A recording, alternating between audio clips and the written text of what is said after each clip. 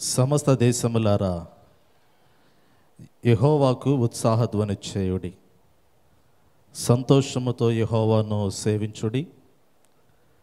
ఉత్సాహగానము చేయుచు ఆయన సన్నిధికి రండి. యెహోవాయే దేవుడని తెలుసుకొనుడి. ఆయనే మనల్ని పుట్టించను, మనము ఆయన వారము. మనము ఆయన ప్రజలము, ఆయన మేపు గొర్రెలము. కృతజ్ఞతార్పణలు చెల్లించుచు ఆయన గుమ్మములలో ప్రవేశించుడి. ప్రార్థన చేసుకుందాం. దేవుడు మన యొక్క ఆత్మీయ జీవితంలో చేసి ఉన్నటువంటి మేలులు జ్ఞాపకం చేసుకుని దేవుని యొక్క మహోన్నతమైనటువంటి నామమునకు కృతజ్ఞతాస్తులు చెల్లిస్తూ ఈ పరిశుద్ధ దినమందు యొక్క ఆరాధన మనము ప్రారంభించుకుందాం. ప్రార్థన చేసుకుందాం. తలలు వంచండి, ప్రార్థన చేసుకుందాం. కృపాసత్య సంపూర్ణమైన మా ప్రియ పరలోకపు తండ్రి, మీ ఘనమైన పరిశుద్ధమైన నామమునకు స్తుతులు చెల్లిస్తూ ఉన్నాం. మీ మహా ఉన్నతమైనటువంటి కృపలో, మీ యొక్క ప్రేమలో, మీ బిడలమైనటువంటి మమ్మలను నాయన గడిచిన దినములలో మీ రెక్కల చాటున భద్రపరచి మమ్మలను సజీవుల లెక్కలో ఉంచి ప్రభా, ఈ శ్రేష్టమైనటువంటి పరిశుద్ధ దినమందునైనా మీ సన్నిధిలోనికి నడిపించి మిమ్మల్ని స్తుతించడానికి, మీ నామమును గణపరచడానికి, మీ నామమునైనా మహిమపరచడానికి మీరు మాకు అనుగ్రహిస్తున్నటువంటి ఈ శ్రేష్టమైనటువంటి భాగ్యమును బట్టి మిమ్మల్ని స్తుతిస్తూ ఉన్నాం. అన్ని నామముల కన్నా పైనామమునైనా మీ నామముగా హెచ్చించబడినటువంటి సమయంలో మీ నామమును ప్రభా మేము కొనియాడుటకునైనా మీ సన్నిధిలోనికి చేరినటువంటి సమయంలో ప్రభా, మీ పరిశుద్ధాత్మని యొక్క ప్రసన్నతను మెండుగా మాకు అనుగ్రహించమని వేడుకొనొచ్చు ఉన్నాను. పాటల ద్వారా మీ నామానికి మహిమ తెచ్చుకోండి. శ్రేష్టమైనటువంటి జీవపు వాక్యమును నాయన మెండుగా ప్రభా నీ బిడలకు మీరు అనుగ్రహించమని వేడుకొనొచ్చు ఉన్నాను. మీ సన్నిధిలోనికి వచ్చిన వారిని దీవిస్తూ ఇంకా రావలసినటువంటి వారందరినీ కూడా త్వరగా మీ మందిరావరం నడిపించి ఆరాధన అంతట్లో మా ద్వారా మీరే నీ నామానికి మహిమ తెచ్చుకోమని యేసు క్రీస్తు నామములో అడిగి వేడుకొనుచున్నాము తండ్రి, ఆమేన్. నేటి పరిశుద్ధ దినారాధనకై ఏర్పాటు చేయబడి ఉన్నటువంటి దేవుని యొక్క లేఖన భాగాన్ని చదువుకుందాం. ఈ సమయంలో నేటి పరిశుద్ధ దిన ఆరాధనకై ఏర్పాటు చేయబడి ఉన్న దేవుని యొక్క వాక్య భాగము అపోస్తలుడైనటువంటి పౌలు భక్తుడు ఎఫెసీయులకు రాసినటువంటి పత్రిక 5వ అధ్యాయము 1వ వచనము నుండి 8వ వచనం వరకు లేఖన భాగాన్ని చదువుకుందాం. ఎఫెసీయులకు రాసినటువంటి పత్రిక 5వ అధ్యాయము మొదటి 8 వచనాలు మన మధ్యలో ఉన్నటువంటి కుమారి కీర్తి ముందుకు వచ్చి దేవుని యొక్క వాక్య భాగమును చదివి వినిపించవలసినదిగా ఆహ్వానిస్తూ ఉన్నాను. నేటి పరిశుద్ధ దినమునకే ఏర్పాటు చేయబడిన దేవుని యొక్క లేఖన భాగము ఎఫెసీయులకు రాసిన పత్రిక 5వ అధ్యాయము 1 నుంచి 8 వచనములు చదువుకుందాం. కావున మీరు ప్రియులైన పిల్లల వలె దేవుని పోలి నడుచుకొనుడి. క్రీస్తు మిమ్మును ప్రేమించి పరిమళ వాసనగా ఉండుటకు మన కొరకు తన్ను తాను దేవునికి అర్పణముగాను బలిగాను అప్పగించుకొనెను. అలాగుననే మీరును ప్రేమ కలిగి నడుచుకొనుడి. మీలో జారత్వమే గాని ఏ విధమైన అపవిత్రతయే గాని లోభత్వమే గాని వీటి పేరైనను ఎత్తకూడదు. ఇదే పరిశుద్ధులకు తగినది. కృతజ్ఞతావచనమే మీరుచ్చరింపవలను గాని మీరు బూతులైనను పోకిరి మాటలైనను సరసోక్తులైనను ఉచ్చరింపకూడదు. ఇవి మీకు తగవు. వ్యభిచారి అయినను అపవిత్రుడైనను విగ్రహారాధికుడయున్న లోబి అయినను క్రీస్తు యొక్కయు దేవుని యొక్కయు రాజ్యమునకు హక్కుదారుడు కాడను సంగతి మీకు నిశ్చయముగా తెలియను. వ్యర్థమైన మాటల వలన ఎవడనూ మిమ్మను మోసపరచనీయకుడి. ఇట్టి క్రియల వలన దేవుని ఉగ్రత అవిధేయులైన వారి మీదకి వచ్చును గనుక మీరు అట్టి వారితో పాలివారై ఉండకుడి. మీరు పూర్వమందు చీకటయి ఉంటిరి, ఇప్పుడైతే ప్రభువునందు వెలుగై ఉన్నారు. దేవుడు తన పరిశుద్ధ వాక్యం దీవించును. దేవుని యొక్క లేఖన భాగాన్ని చదివి వినిపించిన కుమారి కీర్తిని దేవుడు దీవించి ఆశీర్వదించునుగాక. ఈ సమయంలో సంగమంతి కూడా లేచి నిలుబడి ఉండగా నేటి పరిశుద్ధ దినారాధనకై ఏర్పాటు చేయబడి ఉన్న ఉత్తర ప్రత్యుత్తర పాఠ్య భాగాన్ని చదువుకుందాం. నేటి పరిశుద్ధ దినారాధనకై ఏర్పాటు చేయబడి ఉన్న ఉత్తర ప్రత్యుత్తర పాఠ్య భాగము కీర్తనల గ్రంథం నుంచి దావీదు మహారాజు రచించిన 20వ సంకీర్తన ఉత్తర ప్రత్యుత్తర రీతిగా చదువుకుందాం. మన మధ్యలోటువంటి సహోదరులు మాతంగి వందన కుమార్ గారు ముందుకు వచ్చి ఉత్తర ప్రత్యుత్తర భాగములో నడిపించవలసినదిగా ఆహ్వానిస్తూ ఉన్నాను. కీర్తనల గ్రంథము దావీదు మహారాజు రచించినటువంటి 20వ సంకీర్తన ఉత్తర ప్రత్యుత్తర రీతిగా చదువుకుందాం. 20వ సంకీర్తన ఉత్తర ప్రత్యుత్తర రీతిగా చదువుకుందాం.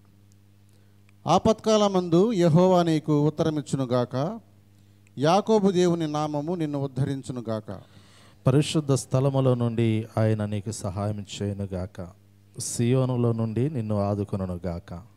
ఆయన నీ నైవేద్యములన్నింటినీ జ్ఞాపకము చేసుకొనుగాక, నీ దహన బలులను అంగీకరించునుగాక.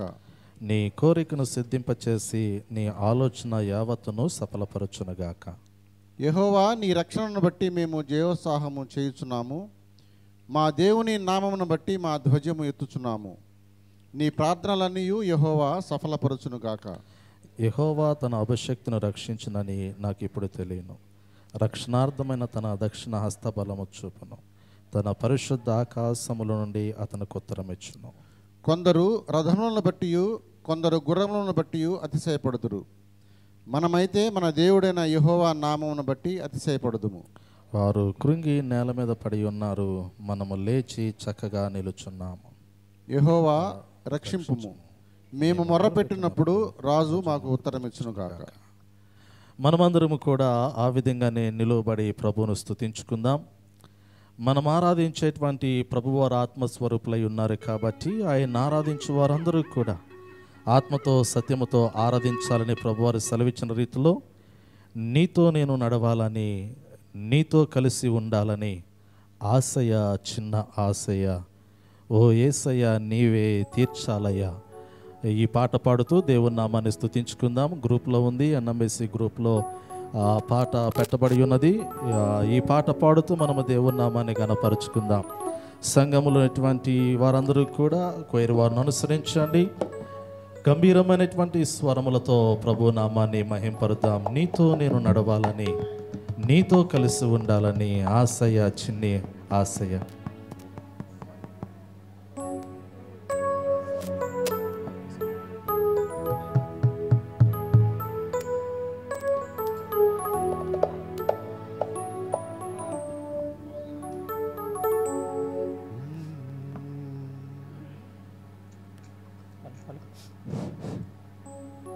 అందరూ చప్పట్లు కొట్టొచ్చు, దేవుని నామాన్ని గణపరచండి. కొయిర్వాన్ని అనుసరించండి. అందరికి వచ్చినటువంటి పాట గంభీరమైనటువంటి స్వరములతో మనం ప్రభు నామాన్ని మహింపరదాం. నీతో నేను నడవాలి, నీతో కలిసి ఉండాలి ఆశయ, చిన్ని ఆశయ. ఆశయ, చిన్న ఆశయ, ఓ యేసయ్యా నీవే తీర్చాలయ్యా.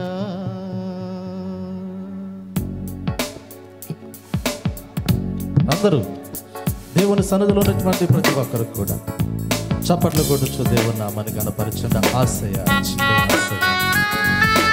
దేవుని స్తుతించాలి, ఆయన ఆరాధించాలి, ఆయన నామాన్ని మహిమపరచాలి. ఆయన పిల్లలుగా మనకు దేవుడు ఇచ్చినటువంటి గొప్ప బాధ్యత. ఆయన పిల్లలుగా మనము దేవుని నామాన్ని గణపరచాలి.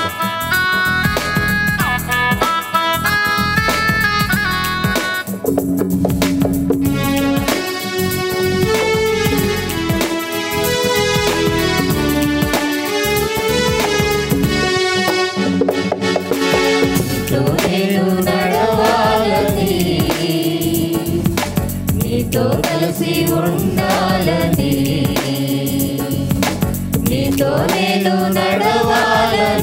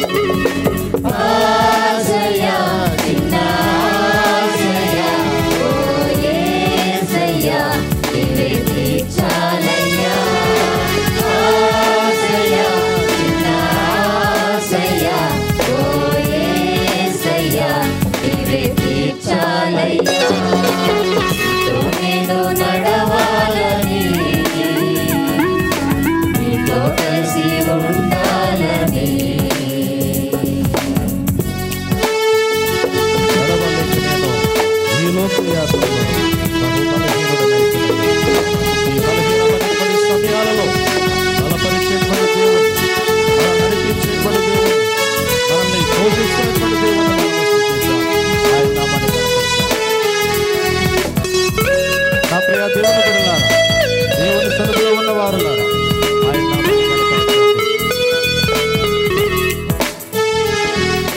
నడువలేక నేను ఈ లోక యాత్రలో బహుబలహీనుడనైతినయ్యా.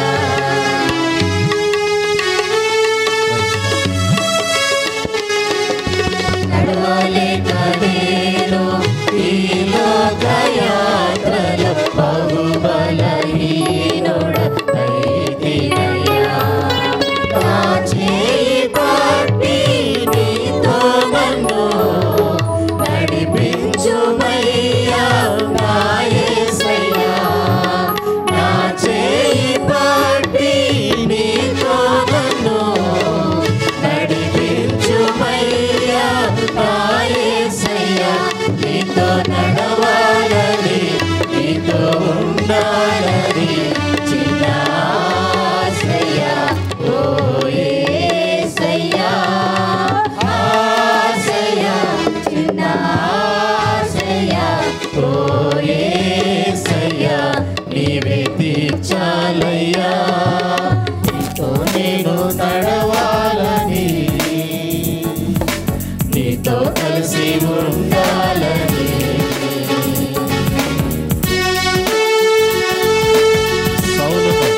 పౌలుగా మారుతున్న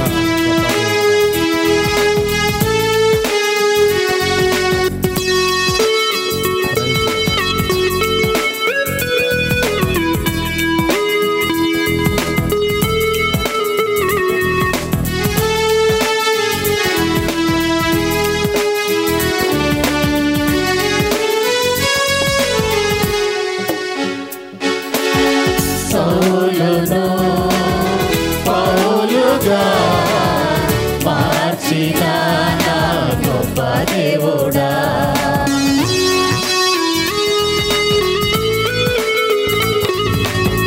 సౌలును పౌలుగా మార్చిన నా గొప్ప దేవుడా. నీలో ప్రేమ నాలో నింపి నీలా నన్ను నీవు మార్చుమయ్యా. నీలో ప్రేమ నాలో నింపి నీలా నన్ను నీవు మార్చుమయ్యా. నీలా ఉండాలని నీతో ఉండాలని చిన్న ఆశయ ఓ యేసయ్యా. ఆశయ చిన్న ఆశయ ఓ యేసయ్యా. నీవే తీర్చాలయ్యా. నీతో నేను నడవాలని నీతో కలిసి ఉండాలని నీతో నేను నడవాలని నీతో కలిసి ఉండాలని ఆశయ చిన్న ఆశయ ఓ యేసయ్యా. నీవే తీర్చాలయ్యా. ఆశయ చిన్న ఆశయ ఓ యేసయ్యా. నీవే తీర్చాలయ్యా.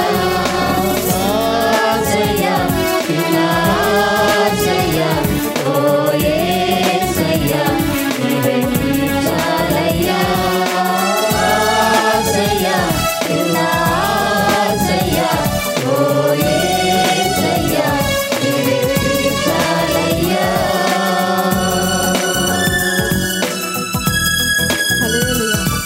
నా ప్రియ సహోదరి సహోదరులారా, దేవుని సన్నిధిలో నిలిచి దేవుని ఆరాధిస్తున్నటువంటి నా ప్రియ దేవుని బిడ్డలారా, చిన్న ఆశయ నీవే తీర్చాలయ్యా. దేవుని సన్నిధిలో నిలిచినటువంటి దేవుని బిడ్డల యొక్క హృదయాంతరంగాల్లో ఉన్నటువంటి ఆశను తీర్చేటువంటి దేవుడు, హృదయాంతరంగములో నెరవేర్చేటువంటి దేవుడు, మన కోరికలను సిద్ధింపచేసేటువంటి దేవుడు, మనల్ని బలపరుచినటువంటి దేవుని మనము స్తుతిద్దాం, ఆరాధిద్దాం. ఈ శ్రేష్టమైనటువంటి సమయంలో జీవము కలిగినటువంటి దేవుడు, జీవాధిపతి అయినటువంటి దేవుడు, తన యొక్క శ్రేష్టమైనటువంటి స్వరాన్ని మనకు వినిపించి మన హృదయాన్ని తృప్తిపరిచేటువంటి క్రమంలో ఒకసారి మనల్ని మనమే పరిశీలన చేసుకుందాం. ప్రార్థించండి, ప్రతి ఒక్కరు ప్రార్థించండి. ప్రభు మనతో మాట్లాడాలి. ప్రభు తన యొక్క శ్రేష్టమైనటువంటి జీవపు స్వరాన్ని మనకు వినిపించాలి. ప్రభు మనతో మాట్లాడితేనే మనము జీవము కలిగినటువంటి వారు. ప్రభు మనతో మాట్లాడకపోతే మనము మృతులలో సమానమైనటువంటి వారము. ప్రభు మనతో మాట్లాడినట్లు మనమందరము కూడా ప్రార్థన చేసుకుందాం. నిత్యము పరిశుద్ధుడు పరిశుద్ధుడు పరిశుద్ధుడు పరిశుద్ధుడు పరిశుద్ధుడు పరిశుద్ధుడని కొనియాడబడుచున్నటువంటి మా ప్రియ పరలోకపు తండ్రి, మీ ఘనమైన పరిశుద్ధమైన మహోన్నతమైన నామమునకు స్తుతులు చెల్లిస్తూ ఉన్నాం. మీ మహా ఉన్నతమైనటువంటి కృపలో, మీ ప్రేమలో నాయన నీ బిడలమైనటువంటి మమ్మలను సజీవు లెక్కలో వచ్చి ప్రభా మీ సన్నిధిలో నాయన మిమ్మల్ని స్తుతించుకునే భాగ్యమును, ఆరాధించుకునేటువంటి భాగ్యమును నాయన మెండుగా మాకు అనుగ్రహించి ఉన్నారు. అందును బట్టి మీ నామాన్ని ఎంతగానో స్తుతిస్తూ ఉన్నామయ్యా. ఆశగున్నటువంటి ప్రాణమును తృప్తిపరిచేటువంటి దేవుడు మీరే. మీ సన్నిధిలో ఉన్నటువంటి మా హృదయాంతరంగాలకు అవసరమైన శ్రేష్టమైనటువంటి జీవాహారాన్ని మెండుగా మీరు అనుగ్రహించమని వేడుకొనొచ్చు ఉన్నా. మీ సన్నిధిలోనికి వచ్చిన వారిని దీవించండి ప్రభా. ఇక రావలసినటువంటి వారిని త్వరగా మీ పాదాల చెంతకు నడిపించి ఆరాధనంతట్లో మా ద్వారా మీరే నీ నామానికి మహిమ తెచ్చుకోమని యేసు క్రీస్తు నామములో అడిగి వేడుకొనొచ్చున్నాము తండ్రి. ఆమేన్, ఆమేన్, ఆమేన్. దయచేసి సంఘమంతయు కూడా కూర్చోవలసిందిగా ప్రభు పేరిట మనవి చేస్తూ ఉన్నాను. ప్రభు నందు ప్రియమైన దేవుని సంగమ, ప్రియా సహోదరి సహోదరులారా, యేసు క్రీస్తు శుభనామములు అందరికీ ప్రత్యేకంగా మరి ఒక పర్యాయము హృదయపూర్వకమైనటువంటి వందనములను తెలియపరుస్తూ ఉన్నాను.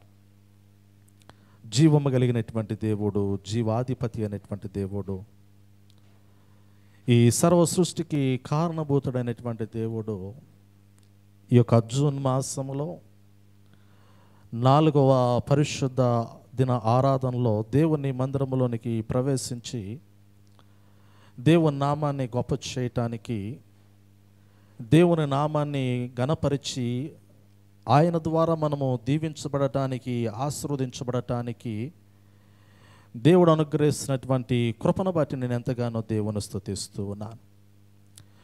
ఈ లోకములో ఏ వ్యక్తి అయినా కానీ ఎదగాలి, వర్ధిల్లాలి, అభివృద్ధి చెందాలి, గొప్పవాడిగా ఉండాలని ఆశపడుతూ ఉంటాడు. చాలాసార్లు నేను మీకు జ్ఞాపకం చేస్తూ ఉన్నాను, దేవుని యొక్క వాక్యములో ఆశపడటంలో తప్పు లేదు. నరుని యొక్క జీవితంలో ఆశ సర్వసాధారణమైనటువంటిది, చాలా సహజమైనటువంటిది. ప్రతి నరుడు కూడా అనేకమైనటువంటి కోరికలతోనో తలంపులతోనో తన జీవితాన్ని ముందుకు కొనసాగించుకోవడానికి ఇష్టపడుతూ ఉంటాడు. తాను జీవించేటువంటి జీవితంలో తానైనా తన కుటుంబమైనా కానీ ఒక ఉన్నతమైనటువంటి రీతిలో అభివృద్ధిని కోరుకోవడానికి ప్రతి నరుడు కూడా ఇష్టపడుతూ ఉంటాడు. కానీ మానవుని యొక్క జీవితంలో మరి ప్రాముఖ్యంగా ప్రియులారా, దేవుని బిడ్డల యొక్క జీవితంలో, క్రైస్తవ విశ్వాస ప్రమాణముతో కూడినటువంటి జీవితంలో దేవుని మీద ఆధారపడి వర్ధిల్లటం అనేటువంటిది పరిశుద్ధ గ్రంథంలో భక్తుల విషయంలో దేవుడు అనేకమైనటువంటి మాటలు జ్ఞాపకం చేస్తూ ఉన్నాడు. ఈరోజు దేవుని యొక్క వాక్యములో నుంచి నేను మీతో మాట్లాడాలని ఆశపడుతున్నటువంటి ప్రాముఖ్యమైనటువంటి మాట విధేయత, అవిధేయత అనేటువంటి మాటను గురించి జ్ఞాపకం చేయడానికి ఇష్టపడుతూ ఉన్నాను. ఒబీడియన్స్, డిజొబీడియన్స్ గురించి జ్ఞాపకం చేయడానికి ఇష్టపడుతూ ఉన్నాను. విధేయత, అవిధేయత అనగానే ఈ 2 పదాలకు ఉన్నటువంటి అర్థాలు, వాటి యొక్క భావములు పిల్లరా మనందరము కూడా ఎరిగినటువంటి వారమే. విధేయత అనేటువంటి మాటను గమనించినప్పుడు, ఏదైనా ఒక మాట చెప్పినప్పుడు ఆ చెప్పినటువంటి మాటకి లోబడటము, చెప్పిన మాట ప్రకారంగా చేయటము, ఆ మాట ప్రకారంగా తన జీవితాన్ని ముందుకు కొనసాగించుకోవటము విధేయత.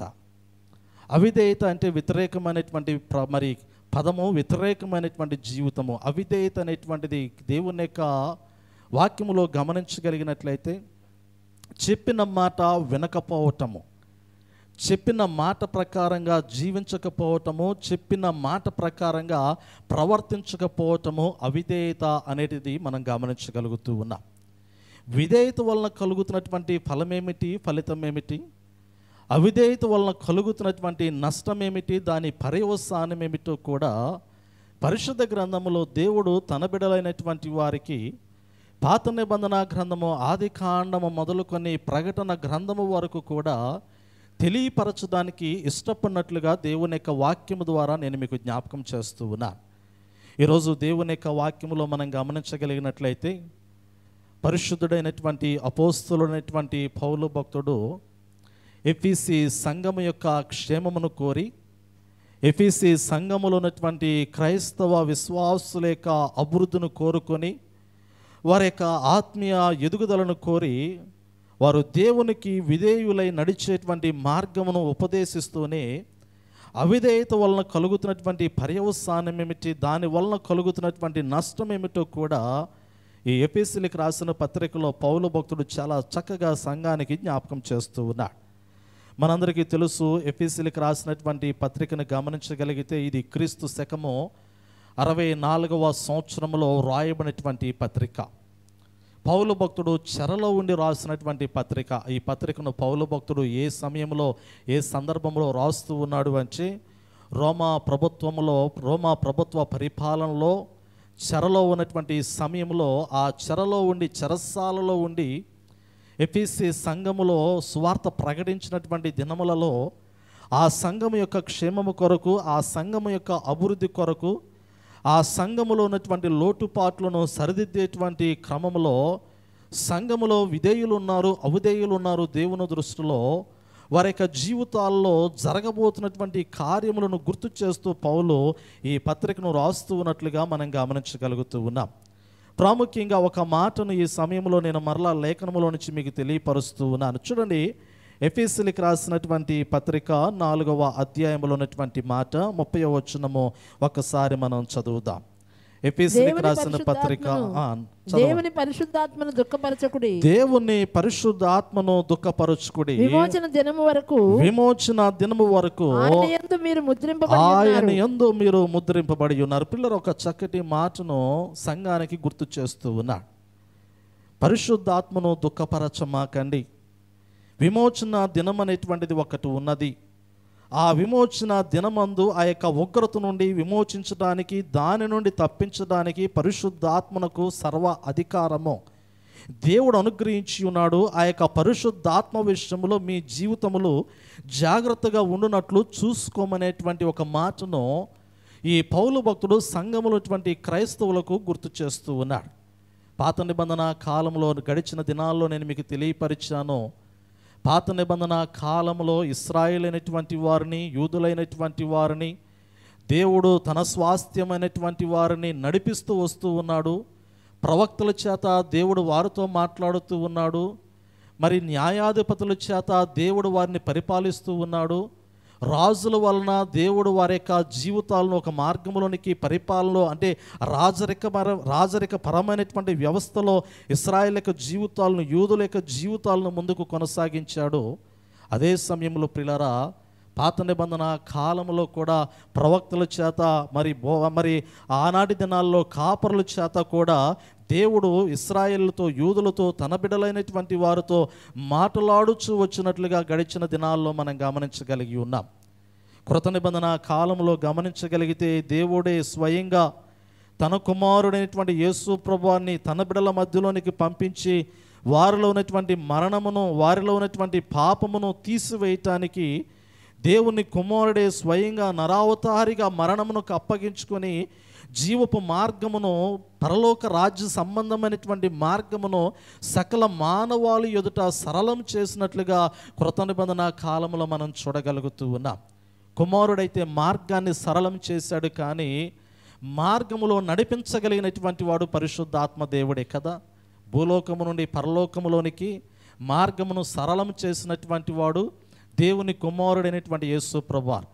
ఎవరైనాను నా ద్వారానే తప్ప మరి ఏ రీతిలో కూడా తండ్రి యొద్దకు రాలేరు అనేటువంటి మాట ప్రభువారు పలుకుతూ ఉన్నారు. నేనే మార్గము, నేనే సత్యము, నేనే జీవం అనేటువంటి మాట యేసు ప్రభువారు జ్ఞాపకం చేస్తూ, ఇదిగో నన్ను గూర్చి ఉత్తరం ఇవ్వటానికి కానీ, నన్ను గూర్చి జ్ఞాపకం చేయటము కానీ, నా గూర్చినటువంటి మాటలు మీకు బోధించటము కానీ సమస్తమును కూడా విశదీకరించగలిగినటువంటి వాడు ఉత్తరవాది మీ మధ్యలోనికి వచ్చొచ్చు ఉన్నాడు, ఆదరణకర్త మీ మధ్యలోనికి వచ్చొచ్చు ఉన్నాడు, పరిశుద్ధాత్మను మీ మధ్యలోనికి వస్తూ ఉన్నాడు. ఆయన మీకు సర్వమును బోధిస్తూ ఉంటాడు, సత్యమైనటువంటి మార్గంలోనికి నడిపిస్తూ ఉంటాడు. ఆయన తండ్రి యొద్దకు మిమ్మల్ని తీసుకుని వస్తాడని యేసు ప్రభువారు తండ్రి అనేటువంటి దేవుడు వాగ్దానము చేసినటువంటి ఆత్మను ప్రియులారా దేవుడు తన బిడ్డలకు అనుగ్రహించినట్లుగా మనం చూడగలుగుతూ ఉన్నాం. ఈరోజు మనము నడిపించబడుతున్నటువంటిది, ఈరోజు మనము సంరక్షించబడుతూ ఉన్నటువంటిది, ఈరోజు మన జీవితాలను నిర్దేశిస్తున్నటువంటిది నేను అంచాను కదా, దేవుని యొక్క ఆత్మ, పరిశుద్ధ ఆత్మ చేతే మనము తండ్రిని కలుసుకోబోతూ ఉన్నామనేటువంటి మాట దేవుని యొక్క వాక్యంలో పౌలు భక్తుడు సంఘానికి గుర్తు చేస్తూ ఉన్నాడు. జాగ్రత్త, మెలకు కలిగి ఉండండి. లోకములో జీవించేటువంటి జీవితంలో చాలా జాగ్రత్త అనేటువంటిది అవసరమై ఉన్నది అనేటువంటి మాటను పౌలు భక్తుడు సంఘములో ఉన్నటువంటి క్రైస్తవులకు గుర్తు చేస్తూ ఉన్నాడు. అడుగడుగునా కూడా అపవాది పొంచి ఉన్నాడు, అడుగునా కూడా పాపము పొంచి ఉన్నది, అడుగునా కూడా మరణము పొంచి ఉన్నది. ఏ సమయంలో ఏ విధమైనటువంటి మరి ఆ పాప సంబంధమైనటువంటి జీవితము ఆలోచన అనేటువంటిది జీవితంలోనికి ప్రవేశిస్తూ ఉంటుందో తెలియదు. కాబట్టి జాగ్రత్త కలిగినటువంటి వారే మీ జీవితాన్ని దేవుని ఎదుట కొనసాగించుకోమని ఆ యొక్క మాటను పిల్లరా పౌలు భక్తుడు ఎఫెసీ సంఘములో క్రైస్తవులకు తెలియపరుస్తూ హెచ్చరిస్తూ ఉన్నట్లుగా మనం గమనించగలుగుతూ ఉన్నాం. 5వ అధ్యాయాన్ని గమనించగలిగితే ఈ యొక్క ప్రారంభ వచనాల్లో మొదటి 2 మాటలు గమనించగలిగితే ఇక్కడ అంచాడు కదా, క్రీస్తును పోలి నడుచుకునేటువంటి మాటను గురించి, క్రీస్తు ప్రేమను గురించి, పరిమళ వాసనగా మనము ఉండటానికి దేవుని కుమారుడైనటువంటి యేసు ప్రభువారు ఎలా తనని తానే దేవునికి అర్పణగా బలిగా అర్పించుకున్నాడో ఆయన ప్రేమను గుర్తు చేసుకొని ఆయన ప్రేమలో మనము కూడా మన జీవితాలు కొనసాగించుకోవాలి అనేటువంటి మాటను మొదటి 2 వచనాల్లో గుర్తు చేస్తూ ఉన్నాడు. పిల్లల ఎఫెసీయులకు రాసిన పత్రిక 5వ అధ్యాయం మొదటి 2 వచనాల్లో మనం గమనించగలిగితే, ఆ తరువాత 3వ వచనము నుండి పిల్లరా ఆ 7వ వచనం వరకు మనం గమనించగలిగితే మొదటి 2 వచనాలేమో దేవుని ప్రేమను గురించి గుర్తు చేస్తూ ఉన్నాడు. ఆ ప్రేమను మనం పొందుకున్నాము, అదే ప్రేమను ఈరోజు పరిమళ వాసనగా మనము మరి ఎదుటి వారికి సువాసన వెదజల్లేటువంటి జీవితాన్ని మనము కలిగి ఉండాలి అనేటువంటి మాటను గుర్తు చేస్తూ ఉన్నాడు. ఉదాహరణకి చెప్పాలి అంటే వేసవకాల సమయంలో శరీరం నుండి దుర్వాసన రాకుండా ఉండటానికి డియోడ్రెంట్ పెర్ఫ్యూమ్ మనం వాడుతూ ఉంటాం కదా. చాలా వరకు బట్టల మీదను బాడీ స్ప్రే వాడుతూ ఉంటారు, పెర్ఫ్యూమ్స్ వాడుతూ ఉంటారు. కంపెనీ వాడు దాన్ని తయారు చేసేటువంటి విధానంలో ఒక బాటిల్ తీసుకొని ఆ బాటిల్లోనికి ఒక సుగంధ ద్రవ్యాన్ని ప్రియులారా దానిలో నింపుతూ ఉంచాడు. దానిలో నింపి దాన్ని అమ్ముతున్నటువంటి సమయంలో దాన్ని మనం కొనుక్కొని మనం శరీరం మీద మన యొక్క షర్ట్ కానీ లేదంటే బాడీకి కానీ మనం దాన్ని అప్లై చేసుకుంటాం, దాన్ని స్ప్రే చేసుకుంటాం. దాన్ని ఒక్కసారి మనం శరీరం మీద అలా స్ప్రే చేసినటువంటి సమయంలో దానిలో ఉన్నటువంటి సువాసన ఏదైతే ఉన్నదో, దానిలో ఉన్నటువంటి సుగంధం ఏదైతే ఉన్నదో, దానిలో ఉన్నటువంటి పరిమళ వాసన ఏదైతే ఉన్నదో అది మన శరీరాన్ని తాకుతూ ఉంది, అది మన వస్త్రాన్ని తాకుతూ ఉంది.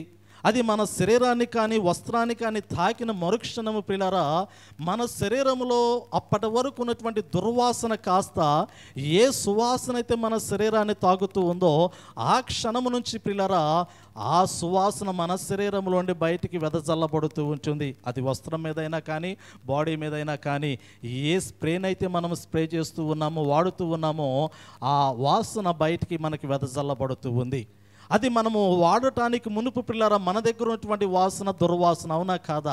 మట్టి శరీరాలు కదా, మట్టి శరీరాల్లో వచ్చేటువంటి వాసన దుర్వాసన కాకుండా సువాసన వస్తుందా? పొరపాటును కూడా రాదు. ఎంత ధనవంతుడైనా కానీ ఎంత పేదవాడైనా కానీ ఒకటే వాసన, అవునా కాదా? వాసనలో వ్యత్యాసం ఉంటుందా? ఉండదు. స్థితిగతుల్లో మార్పులు ఉంటాయేమో కానీ శరీరం ఒకటే, శరీరంలో ఉండేటువంటి వాసన కూడా ఒకటే కదా. ఒకటే వాసన వస్తుంది శరీరంలోంచి, వాసనలో రకాలేమీ కూడా ఉండవు. ఒకటే వాసన, దుర్వాసన. కానీ ఆ దుర్వాసన వెదజల్లకుండా ఉండటానికి వాడేటువంటిది సువాసన మనం వాడుకుంటూ ఉంటాం. పరిశుద్ధ గ్రంథంలో పౌలు భక్తుడు సంఘానికి గుర్తు చేస్తున్నటువంటి మాట ఇదే. మీరు పరిమళమైనటువంటి సువాసన వెదజల్లబడు నిమిత్తమే దేవుని కుమారుడైనటువంటి యేసు ప్రభువారు మీ నిమిత్తము మరణము నొందుతూ ఉన్నాడు. ఆ మరణములో నుండి ఇప్పుడు మీ జీవితాలు ఎలా మార్చబడ్డాయి అంటే, ఒకానొక సమయంలో మీరు పాపములో ఉన్నారు, మరణములో ఉన్నారు, దేవుణ్ణి సమీపించలేనటువంటి స్థితిలో ఉన్నారు, మలినమైపోయినటువంటి జీవితాలుగా మీ జీవితాలు ఉన్నటువంటి సమయంలో దేవుని కుమారుడైనటువంటి యేసు ప్రభువారు తన రక్తము చేత మిమ్మల్ని కడుగుతూ ఉన్నాడు, తన రక్తము చేత మిమ్మల్ని శుద్ధీకరిస్తూ ఉన్నాడు, తన రక్తములో మిమ్మల్ని పవిత్రపరుస్తూ ఉన్నాడు. ఇప్పుడు మీరు పరిమళమైనటువంటి సువాసన వెదజల్లబడు నిమిత్తము ఆయన మిమ్మలను సమాజంలో నిలబెట్టి ఉన్నాడు అనేటువంటి మాటను పౌలు భక్తుడు సంఘానికి జ్ఞాపకం చేస్తూ ఉన్నాడు. నిజమే కదా, క్రీస్తు రక్తములో కడగబడినటువంటి వారందరూ కూడా పరిశుద్ధమైనటువంటి సువాసన వెదజల్లడానికి పిలువబడినటువంటి దేవుని బిడ్డలుగా ఉన్నారు. మరి శ్రేష్టమైనటువంటి పరిశుద్ధమైనటువంటి సువాసన వెదజల్లబడేటువంటి దేవుని బిడ్డల యొక్క హృదయాలలో నుండి దుర్వాసన అనేటువంటిది మరలా వెదజల్లబడకూడదు, అది రాకూడదు అనేటువంటి మాటను పౌలు భక్తుడు సంఘానికి జ్ఞాపకం చేస్తూ ఉన్నాడు. దేవుని ప్రేమ మీలో ఉన్నది, దేవుని యొక్క శ్రేష్టమైనటువంటి పరిమళమైన సువాసన సుగంధము మీ జీవితంలో, మీ హృదయాల్లో, మీ రక్తంలో ప్రవహిస్తుంది, అది పరిమళింప చేయబడుతూ ఉందని పౌలు భక్తుడు ఈ మొదటి 2 మాటలు జ్ఞాపకం చేస్తూ, ప్రియులారా, విధేయులైనటువంటి వారేమో క్రీస్తు యొక్క సువాసన వెదజల్లబడేటువంటి దేవుని బిడ్డలుగా వారి జీవితాలు కొనసాగించుకోవడానికి ఇష్టపడుతూ ఉంటారు.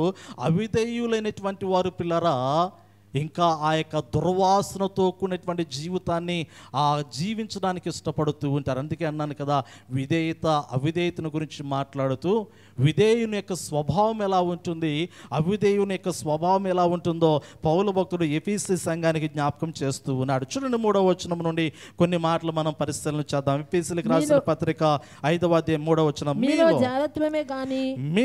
జారత్వమే గాని ఏ విధమైన అపవిత్రతయే గాని లోభత్వమే గాని వీటి పేరైనను ఎత్తకూడదు, ఇదే పరిశుద్ధులకు తగినది. పిల్లలు చూడండి, వాక్యంలో జ్ఞాపకం చేయబడుతుంది. చాలా నిజంగా ఈ కఠినమైనటువంటి మార్గము యేసు ప్రభువారు మన ఎదుట నిర్దేశించబడినటువంటి మార్గము దేవుని యొక్క వాక్యంలో నా కాడి చాలా సులువైనదని యేసు ప్రభువారు సెలవిచ్చి ఉన్నారు. నా కాడి చాలా సులువైనటువంటిది. ఒకానొక సమయంలో మనం మోస్తున్నటువంటి పాపం అనేటువంటి కాడి చాలా భారమైనటువంటిది, అది దాస్యత్వముతో కూడుకున్నటువంటిది. ఆ భారమైనటువంటి కాడి, పాపం అనేటువంటి కాడి మన భుజముల మీద మోపబడినటువంటి సమయంలో ఆ కాడిని విరగొట్టినటువంటి వాడు ప్రభు అయినటువంటి యేసు ప్రభువారు. ఈ పాపం అనేటువంటి కాడిని మన మీద మోపినటువంటి వాడు అపవాది ప్రియులారా. ఎందుకంటే ఎప్పుడూ కూడా మనం బానిసత్వములో, భయంకరమైనటువంటి పాపములో, నిత్య నరకాగ్నికి పాత్రులుగా పాతాళములోనికి తొక్కివేయబడటానికే మన మీద భారం అనేటువంటి కాడిని, పాపపు కాడిని సాతానుడు ఎప్పుడూ కూడా మన మీద ఉంచుతూ ఉన్నాడు. కానీ యేసు ప్రభువారు పిల్లరా కలువరి శిలువలో మన మీద మోపబడినటువంటి ఆ పాపం అనేటువంటి కాడిని ఆయన విరగొట్టి పరలోక రాజ్య సంబంధమైనటువంటి మరి యొక్క కాడిని మన మీద మోపుతూ ఉన్నాడు. అది చాలా సులువైనటువంటిది, అది శ్రేష్టమైనటువంటిది, అది జీవమును అనుగ్రహించేటువంటిది. ఆ కాడిని ఎత్తుకున్నటువంటి ప్రతి వాడు కూడా దేవుని చూడగలిగినట్లయితే నడవగలుగుతాడు. కానీ దేవుని చూడలేనటువంటి వాడు ఎన్నడూ కూడా నడవలేడు అనేటువంటి మాట జ్ఞాపకం చేయబడుతూ ఉంది. యేసు ప్రభువారు శిలువ మరణము పొందుకునేటువంటి సమయంలో ఆయన శరీరము నలగొట్టబడింది, ఆయన శరీరము నాగటి చార్ల వలె చీల్చబడింది. అయినప్పటికీ కూడా ఆయన సిలువ అనేటువంటి కాడిని మోసుకుని నడవడం ప్రారంభించాడు. కానీ అరే, నా శరీరము నలగొట్టబడింది, నేను మోయలేనటువంటి స్థితిలో ఉన్నాను, నా శరీరం నుండి రక్తము దారులుగా కారిపోయినది, నాకు ఓపిక లేదు, నాకు బలము లేదు, నాకు శక్తి లేదు, ఈ కాడిని మోయగలిగినటువంటి సామర్థ్యము నాకు లేదని యేసు ప్రభువారు కాడిని విడిచిపెట్టలేదు పిల్లరా కదా. మనందరము చూడగలుగుతూ ఉన్నాము. ఆ కరుణామయుడు కానీ, ప్యాషన్ ఆఫ్ క్రైస్ట్ కానీ ఆ యొక్క మూవీస్లో చూడగలిగినట్లయితే ఆయన గొల్గొతా కొండ వరకు కూడా ఆయన ఎక్కడైతే శిక్షిస్తూ ఉన్నారో, ఎక్కడైతే కొరడాలతో హింసిస్తూ ఉన్నారో అక్కడ నుండి సుమారు ఆయన ఇంచుమించు 3 కిలోమీటర్ల పరిధి వరకు కూడా గొల్గొతా కొండ మీదకి వెళ్ళేట్టు అంతవరకు కూడా ఆయన మీద మోపబడినటువంటి రాను ఏదైతే ఉన్నదో దానిని మోయటానికి ఆయన ఇష్టపడ్డాడు. కానీ ఆ భారాన్ని భరించడానికి ఇష్టపడ్డాడు. కానీ దేవుడు ఉంచినటువంటి ఆ కాడి నాకు తేలికైనదైనటువంటి ఆలోచనతో ప్రభువారు వేదన పడి మోసుకుంటూ వెళ్ళారు, కానీ మోయవలసినటువంటి అవసరం నాకు లేదని ఆయన అక్కడ విడిచిపెట్టలేదు. పిల్లరా, నేటి దినాల్లో ప్రతి క్రైస్తవుని యొక్క జీవితంలో ఉన్నటువంటి ఆలోచన ఏమిటంటే, నేను రక్షింపబడ్డాను అనేటువంటి ఆలోచన కలిగిన వాడుగా ఉన్నాడు, కానీ ప్రభు వైపు చూస్తూ ఏ సులువైనటువంటి కాడిని యేసు ప్రభువారు మన మీద మోపుతూ ఉన్నారో ఆ కాడిని మోసుకుంటూ ఆయన వైపు నడవలేనటువంటి స్థితిలో కనపడుతూ ఉన్నారు. ఇదే అవిధేయత, ఇదే అవిధేయత. పిల్లరా, ఈరోజు చాలామంది దేవుని వైపు చూడలేకపోతూ ఉన్నారు, ఆయన వైపు అడుగులు వేయలేనటువంటి స్థితిలో ఉన్నారు. అటువంటి వారిని గురించి పౌలు భక్తుడు సంఘములు ఉన్నటువంటి ఎఫీసీ సంఘములు ఉన్నటువంటి వారిని గురించి మాట్లాడుతూ ఈ 3వ వచనంలో అంటాడు కదా, ఈ కాడిని మోయలేనటువంటి వారు, దేవునికి విధేయత కానటువంటి వారు, అవిధేయులుగా ఉన్నటువంటి వారి యొక్క స్వభావం ఎలా కనపడుతూ ఉందంటే జారత్వంతో కూడినటువంటి స్వభావం కనపడుతూ ఉంది, వారిలో అపవిత్రత కనపడుతూ ఉంది, లోభత్వము కనపడుతూ ఉంది. ఇవి పరిశుద్ధులకు తగినటువంటిది కాదు అనేటువంటి మాట జ్ఞాపకం చేస్తూ ఉన్నాడు. పిల్లరా, నిజమే కదా. నేటి దినాల్లో ఇటువంటి స్వభావం ఒకవేళ మనలో ఏదైనా ఉన్నట్లయితే దాన్ని తీసివేయవలసినటువంటి ఆవశ్యకత ఉన్నదని జ్ఞాపకం చేస్తూ ఉన్నాను. 4వ వచనాన్ని కూడా గమనించగలిగితే, కృతజ్ఞతావచనమే మీరు ఉచ్చరింపవలెను గాని మీరు భూతులైనను పోకిరి మాటలైనను సరసోక్తులైనను ఉచ్చరింపకూడదు, ఇవి మీకు తగవు. పిల్లలు చూడండి, పైనేమో పరిశుద్ధతను గురించి మాట్లాడుతూ పరిశుద్ధులకు తగినటువంటి మాటల గురించి క్రింద వచనంలో జ్ఞాపకం చేస్తూ ఉన్నాడు. పిల్లల 4వ వచనము కృతజ్ఞత.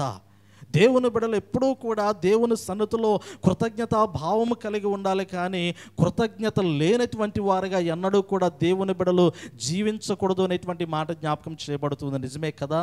భయంకరమైనటువంటి మరణము నుండి విడిపించబడినటువంటి జీవితంలో దేవుని బిడ్డలైనటువంటి వారు ఎప్పుడూ కూడా కృతజ్ఞతా వచనమే ఉచ్చరించాలి, కానీ దానికి వ్యతిరేకమైనటువంటి మాటను వారి నోట నుండి ఉచ్చరించడానికి వీలు లేదు అనేటువంటి మాట జ్ఞాపకం చేస్తూ ఉన్నాడు. అలా మాటలు ఉచ్చరిస్తున్నటువంటి వాడు, కృతజ్ఞతా భావము కలిగినటువంటి వాడు దేవునికి విధేయుడిగా ఉంచాడు.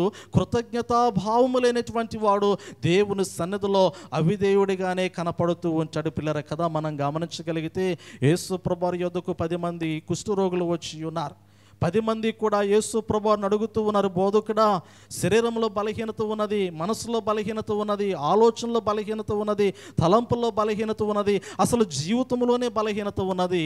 ఈ బలహీనత నుండి నేను విడిపించబడాలని ఆశపడుతూ ఉన్నాను, నీవేమైనా నన్ను స్వస్థపరచగలవా? కదా, బలహీనత నుండి విడిపించబడటం అంటే స్వస్థతను అందుకోవటమే కదా. ఇబ్బందుల నుండి విడిపించబడటం అంటే స్వస్థతను అందుకోవటమే కదా. ఈ లోకంలో మనం గమనించగలిగితే శోధనల నుండి తప్పించబడటము కూడా దేవుని వాక్య ప్రకారంగా మనం గమనించగలిగితే స్వస్థతను అందుకోవటమే.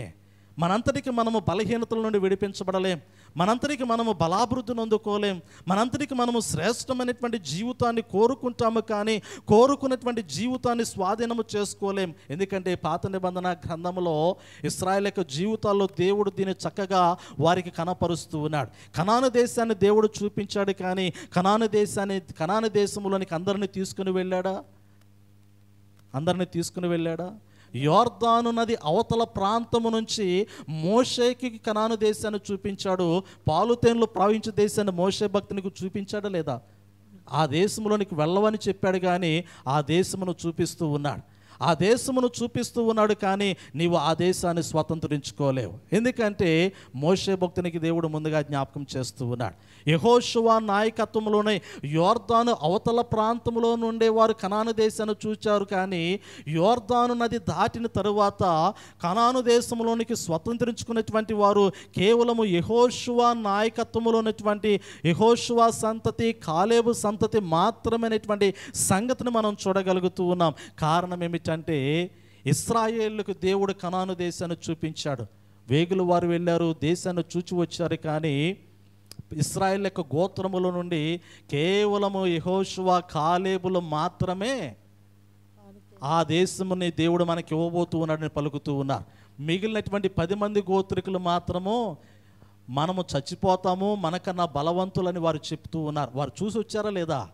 చూసి వచ్చారు, కనాను దేశాన్ని ఇశ్రాయేలు యొక్క గోత్రములో ప్రతినిధులు వెళ్ళి చూశారు, కానీ చూసి వచ్చి దేవుడిస్తానన్న వాగ్దానం ఏదైతే ఉందో వాగ్దానం పట్ల నమ్మకము లేక, దేవుని వైపు నడవలేక, దేవునికి వ్యతిరేకమైనటువంటి ఆలోచన, అవిధేయతో కూడినటువంటి ఆలోచన ఆ ఇశ్రాయేలు యొక్క గోత్రికుల్లో 10 మంది గోత్రికుల యొక్క హృదయాల్లో కలుగుతున్నటువంటి సమయంలో దేవుడు అంటూ ఉన్నాడు కదా, వారు ఆ కనాను దేశాన్ని స్వతంత్రించుకోలేరు కదా. ఎవరైతే యెహోషువ, కాలేబులు ఎవరైతే గట్టిగా దేవుని వైపు మాట్లాడారో, విధేయులై ఉన్నారో, వారు మాత్రమే ఆ దేశంలోనికి ప్రవేశించగలిగినట్లుగా మనం చూడగలుగుతూ ఉన్నాం. నిజమే కదా, వారు చూశారు కానీ దానిలోనికి ప్రవేశించలేకపోయారు. కారణం ఏమిటంటే అవిధేయత. అవిధేయత కలిగినటువంటి వారిని దేవుని సముఖములో, దేవుని సన్నిధిలో, దేవుని వాక్యములో, దేవుని తలంపులలో అవిధేయత కలిగినటువంటి వారు ఎప్పుడూ కూడా దేవుని యొక్క కార్యములు వారి జీవితంలో చూడలేరు.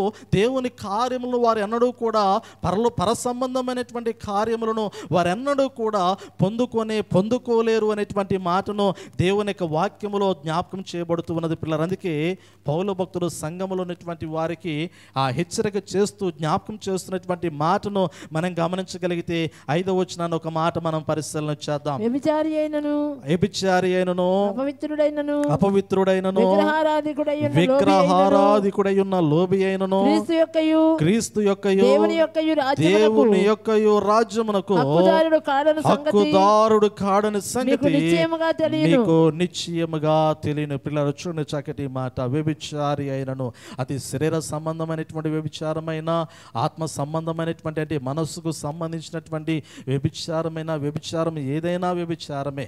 పాత నిబంధన కాలంలో శారీరక సంబంధమైనటువంటి వ్యభిచారం కనపడింది. క్రొత్త నిబంధన కాలంలో క్రీస్తును అంగీకరించినటువంటి వారు సాతాను బిడలుగా జీవించి ఆత్మీయమైనటువంటి వ్యభిచారంను కలిగి ఉన్నారు అనేటువంటి మాటను ప్రకటన గ్రంథంలో కూడా మనం గమనించగలుగుతూ ఉన్నాం. ఉంటే చల్లగానైనా ఉండు, లేదా వెచ్చగానైనా ఉండు.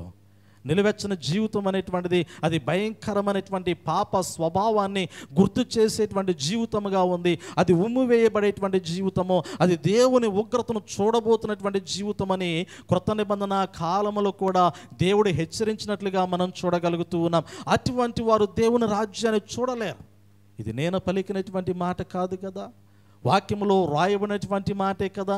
ఈ వాక్యాన్ని గమనించగలిగితే ఇక్కడ జ్ఞాపకం చేయబడుతున్నటువంటి మాట, వ్యభిచారి అయినను, అపవిత్రుడైనను, విగ్రహారాధికుడై ఉన్న లోబి అయినను క్రీస్తు యొక్కయు దేవుని యొక్కయు రాజ్యమునకు హక్కుదారుడు కాడని సంగతి మీకు నిశ్చయముగా తెలియను. పిల్లరా, పౌలు భక్తుడు సంఘాన్ని హెచ్చరిక చేస్తూ ఉన్నాడు.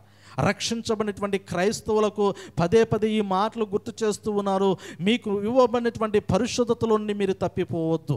యేసు ప్రభువారు మీకు అనుగ్రహించినటువంటి రక్షణ విషయంలో ఎన్నడూ కూడా అవిధేయత మీరు కనపరచవద్దు, నిర్లక్ష్యం కనపరచవద్దు అనేటువంటి మాటను ఇక్కడ గుర్తు చేస్తూ ఉన్నట్లుగా దేవుని యొక్క వాక్యము ద్వారా మనం గమనించగలుగుతూ ఉన్నాం. అందుకే ఇక్కడ అంచడి కదా 6వ వచనాన్ని గమనించగలిగితే, వ్యర్థమైన మాటల వలన ఎవడు మిమ్మల్ని మోసపరచనీయుకుడి, ఇట్టి క్రియల వలన దేవుని ఉగ్రత అవిధేయులైన వారి మీదకి వచ్చును గనుక మీరు అట్టి వారితో పాలివారై ఉండకుడి. పిల్లల నిజమే కదా, ఉగ్రత వస్తూ ఉన్నది. పౌలు భక్తుడు హెచ్చరిక చేస్తూ ఉన్నాడు ఎఫెసీ సంఘానికి. అవిధేయులైనటువంటి వారి మీదకి దేవుని యొక్క ఉగ్రత వచ్చుచూ ఉన్నది కాబట్టి జాగ్రత్త, మోసపోకుండా జాగ్రత్తగా ఉండండి. నిర్లక్ష్యమైనటువంటి స్వభావాన్ని కనపరచకుండా జాగ్రత్తగా ఉండమని హెచ్చరిక చేస్తూ ఉన్నట్లుగా మనం చూడగలుగుతూ ఉన్నాం. విధేయత అంటే మాట వినటము, మాట విని దాని ప్రకారంగా నడుచుకోవటము విధేయత. అవిధేయత అంటే చెప్పిన మాట వినకపోవటము, ఆ మాట ప్రకారంగా నడవకపోవటము. పరిశుద్ధ గ్రంథములు 2 వ్యక్తులు నేను మీకు గుర్తు చేస్తాను క్లుప్తంగా. మనందరికీ తెలిసినటువంటి వాక్య భాగాలు పిల్లరా. అవిధేయతకు నిదర్శనమైనటువంటి వ్యక్తి పాత నిబంధన కాలంలో ఆదాము అవ్వల యొక్క జీవితాలు మనకు కనపడుతూ ఉంచాయి. వారి యొక్క అవిధేయత మరణాన్ని తీసుకొచ్చింది. వారి యొక్క అవిధేయత దేవుని సహవాసాన్ని కోల్పోవడానికి కారణమైంది. వారి యొక్క అవిధేయత మరి వారు ఆ దేశ దిమ్మరులుగా లోకంలో తిరుగులాడేటువంటి పరిస్థితులకు వచ్చింది. వారి యొక్క అవిధేయత పిల్లరా ఎన్నడూ లేనటువంటి భయంకరమైనటువంటి శాపములను వారి యొక్క జీవితంలోనికి కొని తెచ్చుకునేటువంటి పరిస్థితులను వారి కల్పించినట్లుగా మనం చూడగలుగుతూ ఉన్నాం కదా. మనందరికీ తెలుసు ఆదాము అవ్వల యొక్క జీవితాలు. దేవుడు వారితో మాట్లాడుతూ ఉన్నాడు ప్రతిదినము కూడా. ఏకాంతమైనటువంటి స్థలంలో ఏదైనా తోటలో వారు జీవిస్తూ ఉన్నటువంటి సమయంలో ఆ యొక్క ఫలములను వారు అనుభవించేటువంటి క్రమంలో వాటిని కాయుచూ ఉన్నటువంటి సమయంలో దేవుని సహవాసం వారికి ఉంది, సమృద్ధి అయినటువంటి జీవం వారికి ఉంది, సమృద్ధి అయినటువంటి పరిస్థితులను దేవుడు వారికి అనుకూలంగా సమస్తాన్ని సమకూర్చాడు. కానీ మోసపరిచేటువంటి ఆత్మ వారి యొద్దకు వచ్చినటువంటి సమయంలో కదా పౌలు భక్తుడు కూడా సంఘానికి ఇది ఎవరు మిమ్మల్ని మోసపరచుకోకుండా చూసుకోమన్నాడు, జాగ్రత్త చెబుతూ ఉన్నాడు, హెచ్చరిక చేస్తూ ఉన్నాడు, మోసపోకుండా చూసుకోండి అనేటువంటి మాట.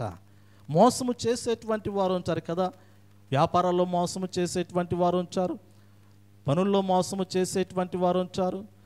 లోకములో మనం గమనించగలిగితే మోసపోయేవాడు ఉన్నంత వరకు కూడా మోసము చేసేవాడు ఉంటానే వచ్చాడు కదా. ఎందుకంటే ఇది కూడా ఒక రకమైనటువంటి పనే కదా, ఇది కూడా ఒక రకమైనటువంటి వృత్తే కదా, వృత్తే ఇది కూడా కదా. మనము సంపాదించినటువంటి సంపాదన బ్యాంకుల్లో పెట్టుకుంటే ఒక ఎస్ఎంఎస్తోనో ఒక లింకు పంపించో ఎక్కడో విదేశాల్లో ఉన్నటువంటి వాడు చాలా ఈజీగా ధనాన్ని కొల్లగొట్టట్లా, సంపాదించుకునేటువంటి సంపాదన ఒక్క క్షణంలో తన స్వాస్థ్యంగా మార్చుకోవట్లా, ఒకని కష్టార్జితాన్ని మరొకడు తన యొక్క కష్టార్జిత ఏమీ కష్టపడకపోయినప్పటికీ కూడా చాలా తేలిగ్గా స్వాధీనము చేసుకోవట్లా.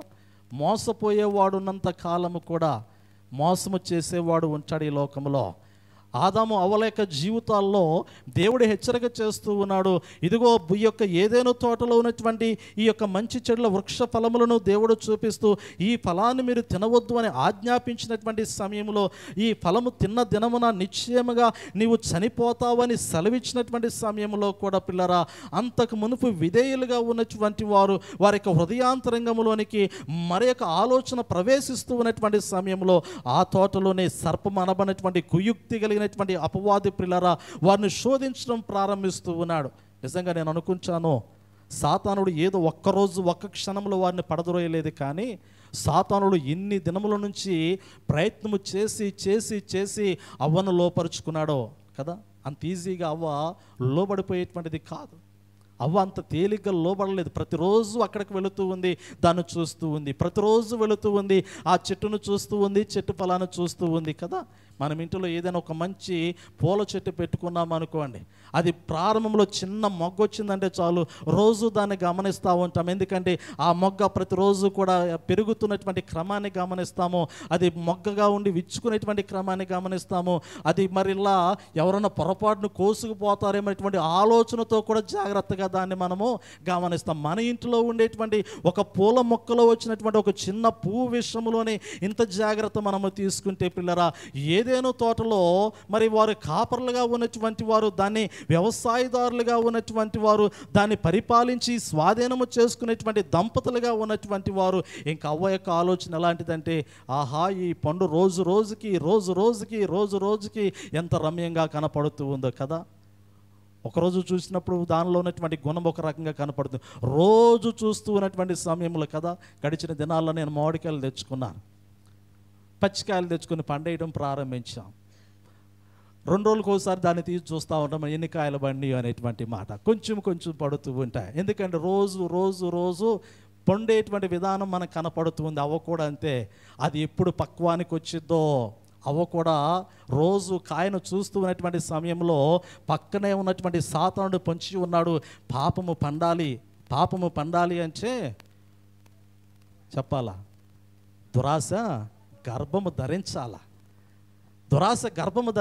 గర్భము ధరించేంత వరకు ఎవరు ఎదురు చూశారు అంటే సర్పము ఎదురు చూస్తూ ఉంది పిల్లరా.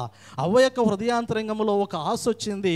ఆశ కాస్త ఎలా మారింది అంటే దురాశగా మారాలి. సహజంగా ఆశ ఉండటము తప్పులేదు, కానీ ఆశ దురాశగా మారడమే తప్పు పిల్లరా. ఆశ దురాశగా మారడమే తప్పు. అవ్వ యొక్క హృదయంలో ఒక ఆశ కలిగింది, ఈ పండు తింటే నా కనులకు రమ్యంగా ఉంటుందేమో, నా యొక్క ముఖము సౌందర్యంగా మారుతుందేమో అటువంటి ఒక ఆశ కలిగింది. ఆశ కలగటంలో తప్పు లేదు, కానీ ప్రతిరోజు కూడా ఆ యొక్క పండును చూస్తూ ఉన్నటువంటి సమయంలో ఆమె యొక్క ఆశ బలపరచబడినటువంటి ఆశ దురాశగా మారిపోయింది. దురాశ కాస్త గర్భము ధరించినటువంటి సమయంలో ఇక సాతానుడు అనుకున్నాడు కదా, ఇప్పుడు నేను చాలా తేలిగ్గా ఏమన్నా స్వాధీనము చేసుకోగలను, అదే ప్రారంభంలో మొదటిసారి చూసినప్పుడు సాతానుడు వచ్చినట్లయితే ఒక్కసారి మాట్లాడినట్లయితే అంత ఈజీగా అవ్వ లొంగిపోయేటువంటిది కాదు. దేవుని మాట జ్ఞాపకం చేసి, లేదు లేదు నా దేవుడు సెలవిచ్చాడు, ఈ పండు తిన్న దినమున చచ్చిపోతావని దేవుడు ఖచ్చితంగా ఆజ్ఞాపించాడు, కాబట్టి నేను ఆ మాటే వింటాను, నీ మాట వినను అనేటువంటి మాట చెప్పి అవ్వ సాతానికి ఎదురాడి నిలబడేటువంటిదేమో, కానీ ప్రతి దినము కూడా గమనిస్తూ ఉన్నటువంటి సమయంలో సాతానుడు చాలా తేలికగా ఆమెను లోపరుచుకున్నట్లుగా మనం గమనించగలుగుతూ ఉన్నాం. నిజమే పిల్లారా, 7 దినాల్లో బ్రతకడానికి డబ్బు కావాలి, కానీ డబ్బు కోసము బ్రతకూడదు. నేను ఎక్కడో చదివాను ఈ కొటేషన్ చదివాను ఒక చోట.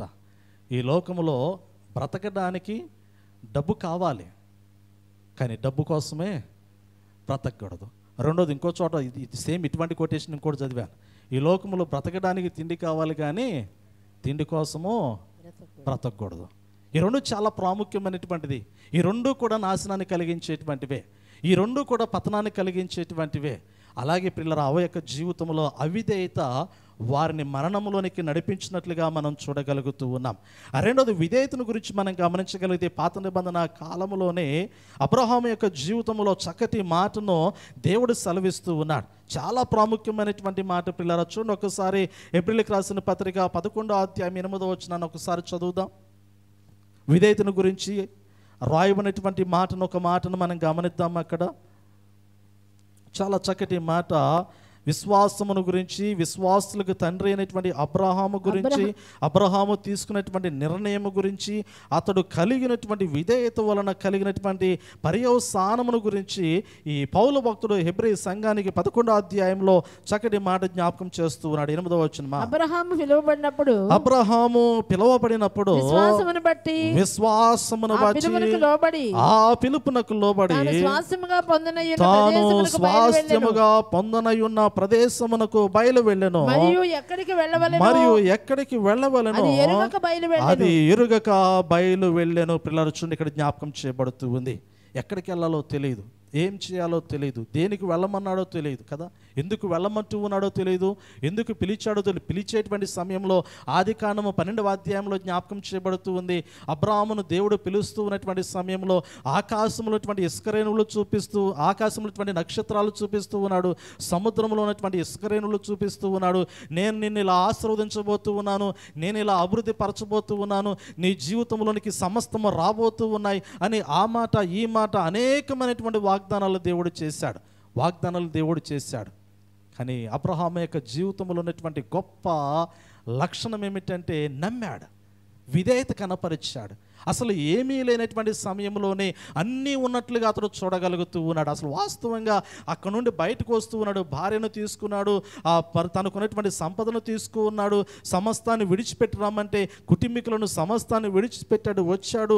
రమ్మనం కాలంలోనే ఎక్కడికి వెళ్ళాలి ప్రభా అని కూడా అడగలేదు, కానీ ఇదిగో ప్రభా నేను వచ్చాను అని నిలబడుతూ ఉన్నాడు. దేవుడు వెళ్ళమన్న చోటకు వెళుతూ ఉన్నాడు, చేయమని పని చేస్తూ ఉన్నాడు. ఇది ఎందుకు చేయాలి ప్రభు అని అడగలేదు అబ్రహాము, ఎందుకు చేయాలి అని అడగలేదు.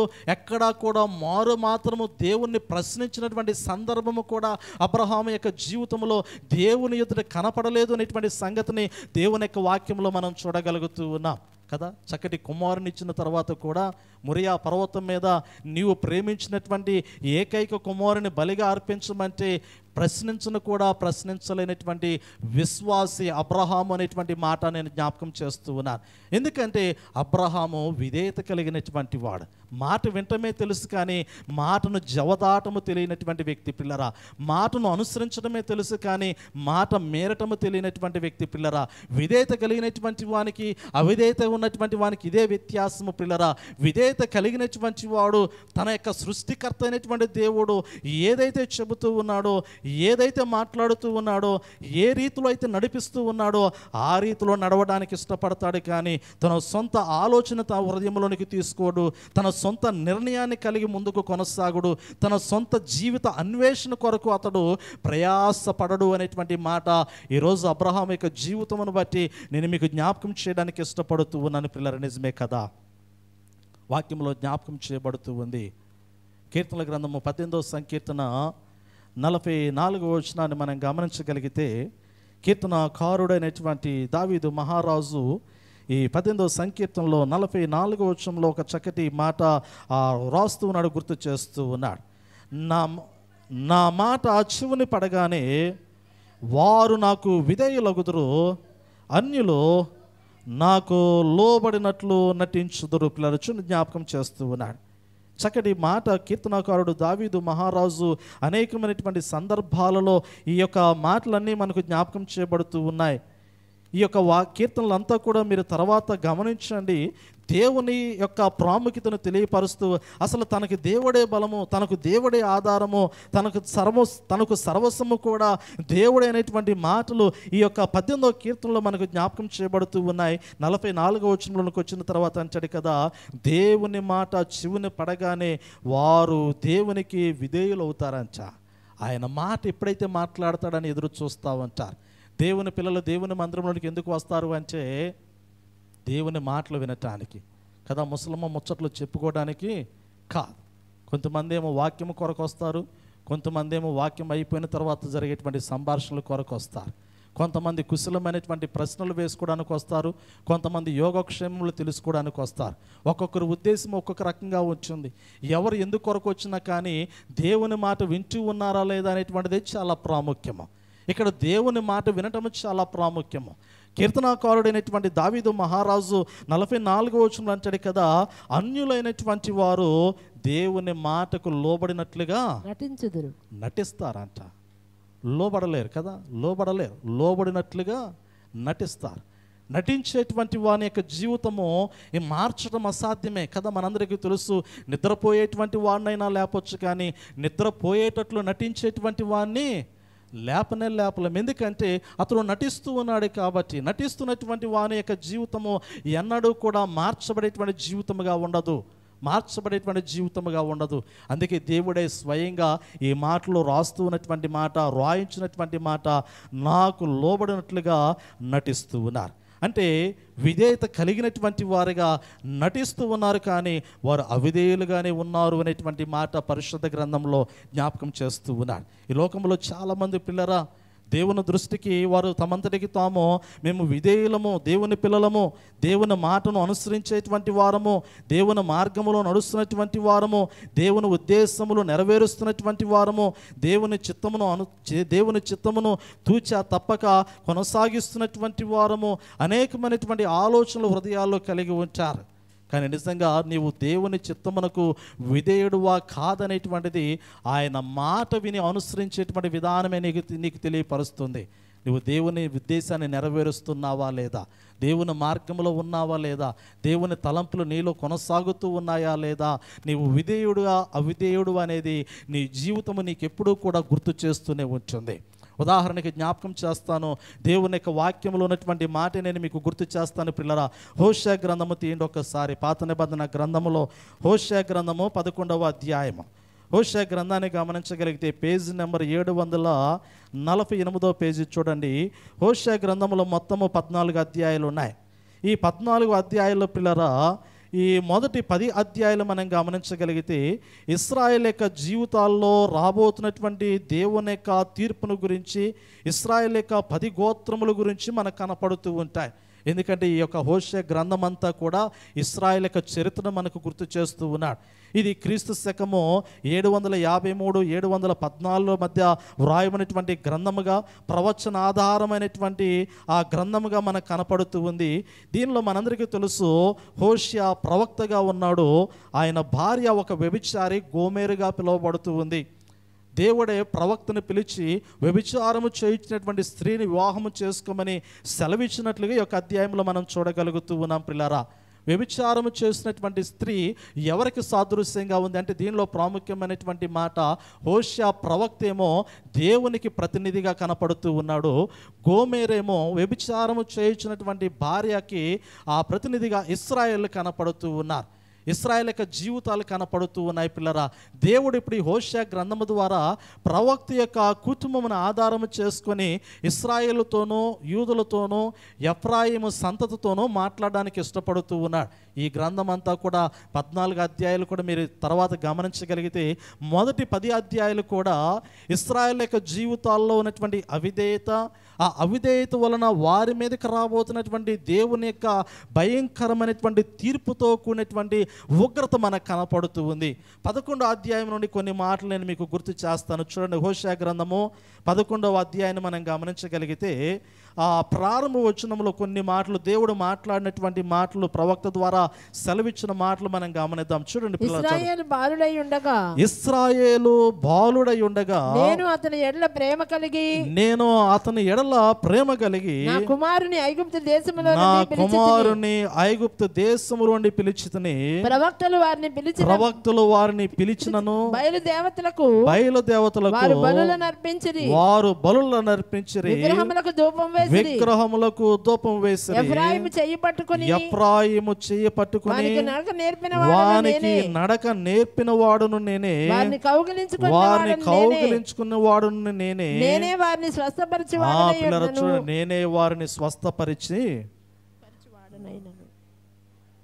స్వస్థపరిచిన వాడనైనను ఆ సంగతి వారికి మనసున పట్టలేదు. పిల్లలు, మనం గమనించండి, వాక్యాన్ని గమనించినప్పుడు ఎఫ్రాయిము ఎవరి సంతతి? అసలు ముందు ఎఫ్రాయిము ఎవరి సంతతి? ఇక్కడ ఎఫ్రాయిము అనేటువంటి మాట మనం చదువుతూ ఉన్నాం. కేవలము ఇక్కడ రాయబడినటువంటి మాటలు మనం గమనించగలిగితే యాకోబు యొక్క సంతతిలో మొత్తము 12 మంది సహోదరులు. యోసేపు చెరసాలకు వెళ్ళిపోయాడు, సహోదరుల చేత ద్వేషించబడి పంపబడినటువంటి వాడు.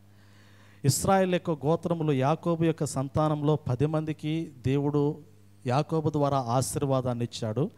తర్వాత యోసేపు యొక్క సంతతిని గమనించగలిగితే పిల్లరా, ఆ యోసేపుకి ఆ రీతిలోనే చూడండి, ఆ యొక్క రిఫరెన్స్ నేను మీకు గుర్తు చేస్తాను. దేవుని యొక్క వాక్యములో గమనించగలిగితే 41వ అధ్యాయం 50వ వచనం, ఆదికాండము 41వ అధ్యాయం, యోసేపుకి అసనేతుకు జన్మించినటువంటి సంతానములో మనష్షే, ఎఫ్రాయిము 2 కుమారులు కదా.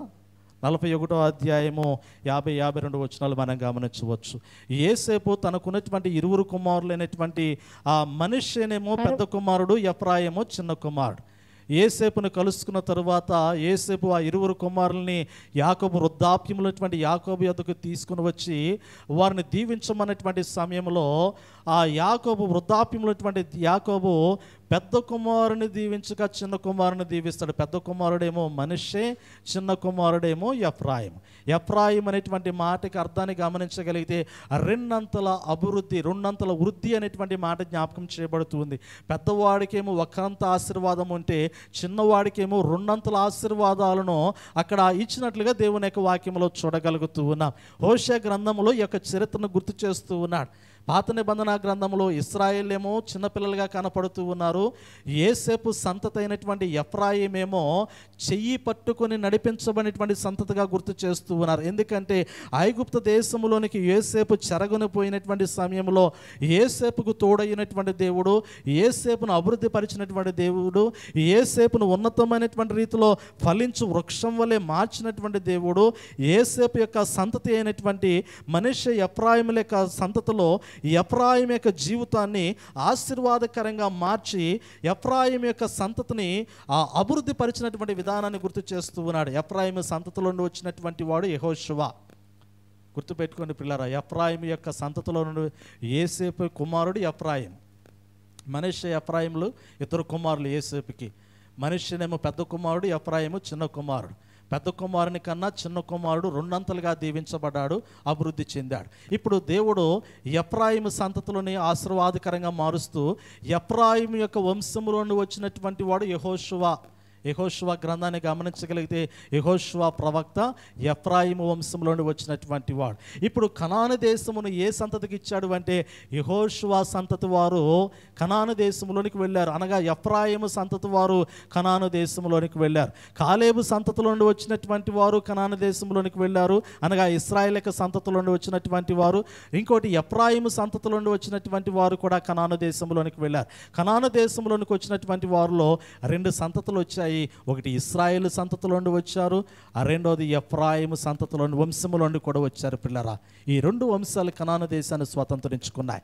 ఇప్పుడు హోషేయ గ్రంథంలో దేవుడు గుర్తు చేస్తూ ఉన్నాడు, వారిని నేను ఎలా నడిపించాను, వారిని నేను ఎలా అభివృద్ధి పరిచానో, వారి జీవితాలను నేను ఎలా ఆశీర్వాదకరంగా మార్చానో దేవుడు వారిని గుర్తు చేస్తూ ఒక మాట జ్ఞాపకం చేస్తూ ఉన్నాడు. చూడండి పిల్లలు, ఇక్కడ అంచాడు కదా, మొట్టమొదటిగా గమనించగలిగితే ఎఫ్రాయిమును చెయ్యి పట్టుకొని వానికి నడక నేర్పిన వాడును నేనే. మొదటిది, వారిని కౌగిలించుకునే వాడును నేనే వారిని స్వస్థపరిచిన వాడనైనను ఆ సంగతి వారికి మనసున పట్టలేదు. పిల్లల చూడు గుర్తు చేస్తూ ఉన్నాడు. నేను వారిని నడిపించాను. రెండోది, నేను వారిని కౌగిలించుకున్నాను. మూడోది, నేను వారిని స్వస్థపరిచాను. 3 ప్రాముఖ్యమైనటువంటి ఆశీర్వాదాలు వారి జీవితంలో దేవుడు మెండుగా అనుగ్రహించినప్పటికీ కూడా వారి యొక్క మనసులో దేవుని పట్ల కృతజ్ఞతా భావము లేదు అనేటువంటి మాటను దేవుడు గుర్తు చేస్తూ ఉన్నాడు. అరే, నేను ఆశీర్వదించానే, పెద్దవాడికన్నా నీకు 2 అభివృద్ధిని ఇచ్చాను కదా, అవునా కాదా? ఎఫ్రాయిము గురించి దేవుడు మాట్లాడుతూ, నీకన్నా పెద్దవాడైనటువంటి మనిషి కన్నా నీకు 2 అభివృద్ధి నేను ఇచ్చాను కదా, 2 ఆశీర్వాదం నేను ఇచ్చాను కదా, ఉన్నతమైనటువంటి ఎదుగుదల నీ జీవితంలో ఇచ్చాను కదా. నేను నీకు ఇంత అభివృద్ధిని ఇచ్చినప్పటికీ కూడా, ఇంత ఉన్నతమైనటువంటి స్థితి నీకు ఇచ్చినా కానీ ఎందుకు నీకు కృతజ్ఞతాభావం లేదు? ఎందుకు కనీసము మనసులో నా గూర్చినటువంటి ఆలోచన నీకు లేదు అనేటువంటి మాట దేవుడు ఎఫ్రాయిముతో మాట్లాడడం ప్రారంభించినట్లుగా మనం చూడగలుగుతూ ఉన్నాం. ఆశీర్వదించేటువంటి దేవుడు ప్రశ్నించేటువంటి అధికారం ఉండదా? ఉంటుందా లేదా? మన అవసరాలు తీర్చేటువంటి దేవుడు, నేను నీకు పలానా సమయంలో అవసరము తీర్చాను కదా, అవసరము తీర్చినటువంటి సమయంలో నీవు నన్ను ఎంతవరకు గుర్తుపెట్టుకున్నావు అని అడిగే హక్కు ఉండదా? ఉంటుంది. మన ఇంట్లో ఉన్న మన పిల్లలకు 100 రూపాయలు ఇచ్చి బయటకు వెళ్ళి పలాంది కొనుక్కురారా అని అన్నప్పుడు వాడు కొనుక్కొని ఇంటికి వచ్చిన తర్వాత అడుగుతామా లేదా?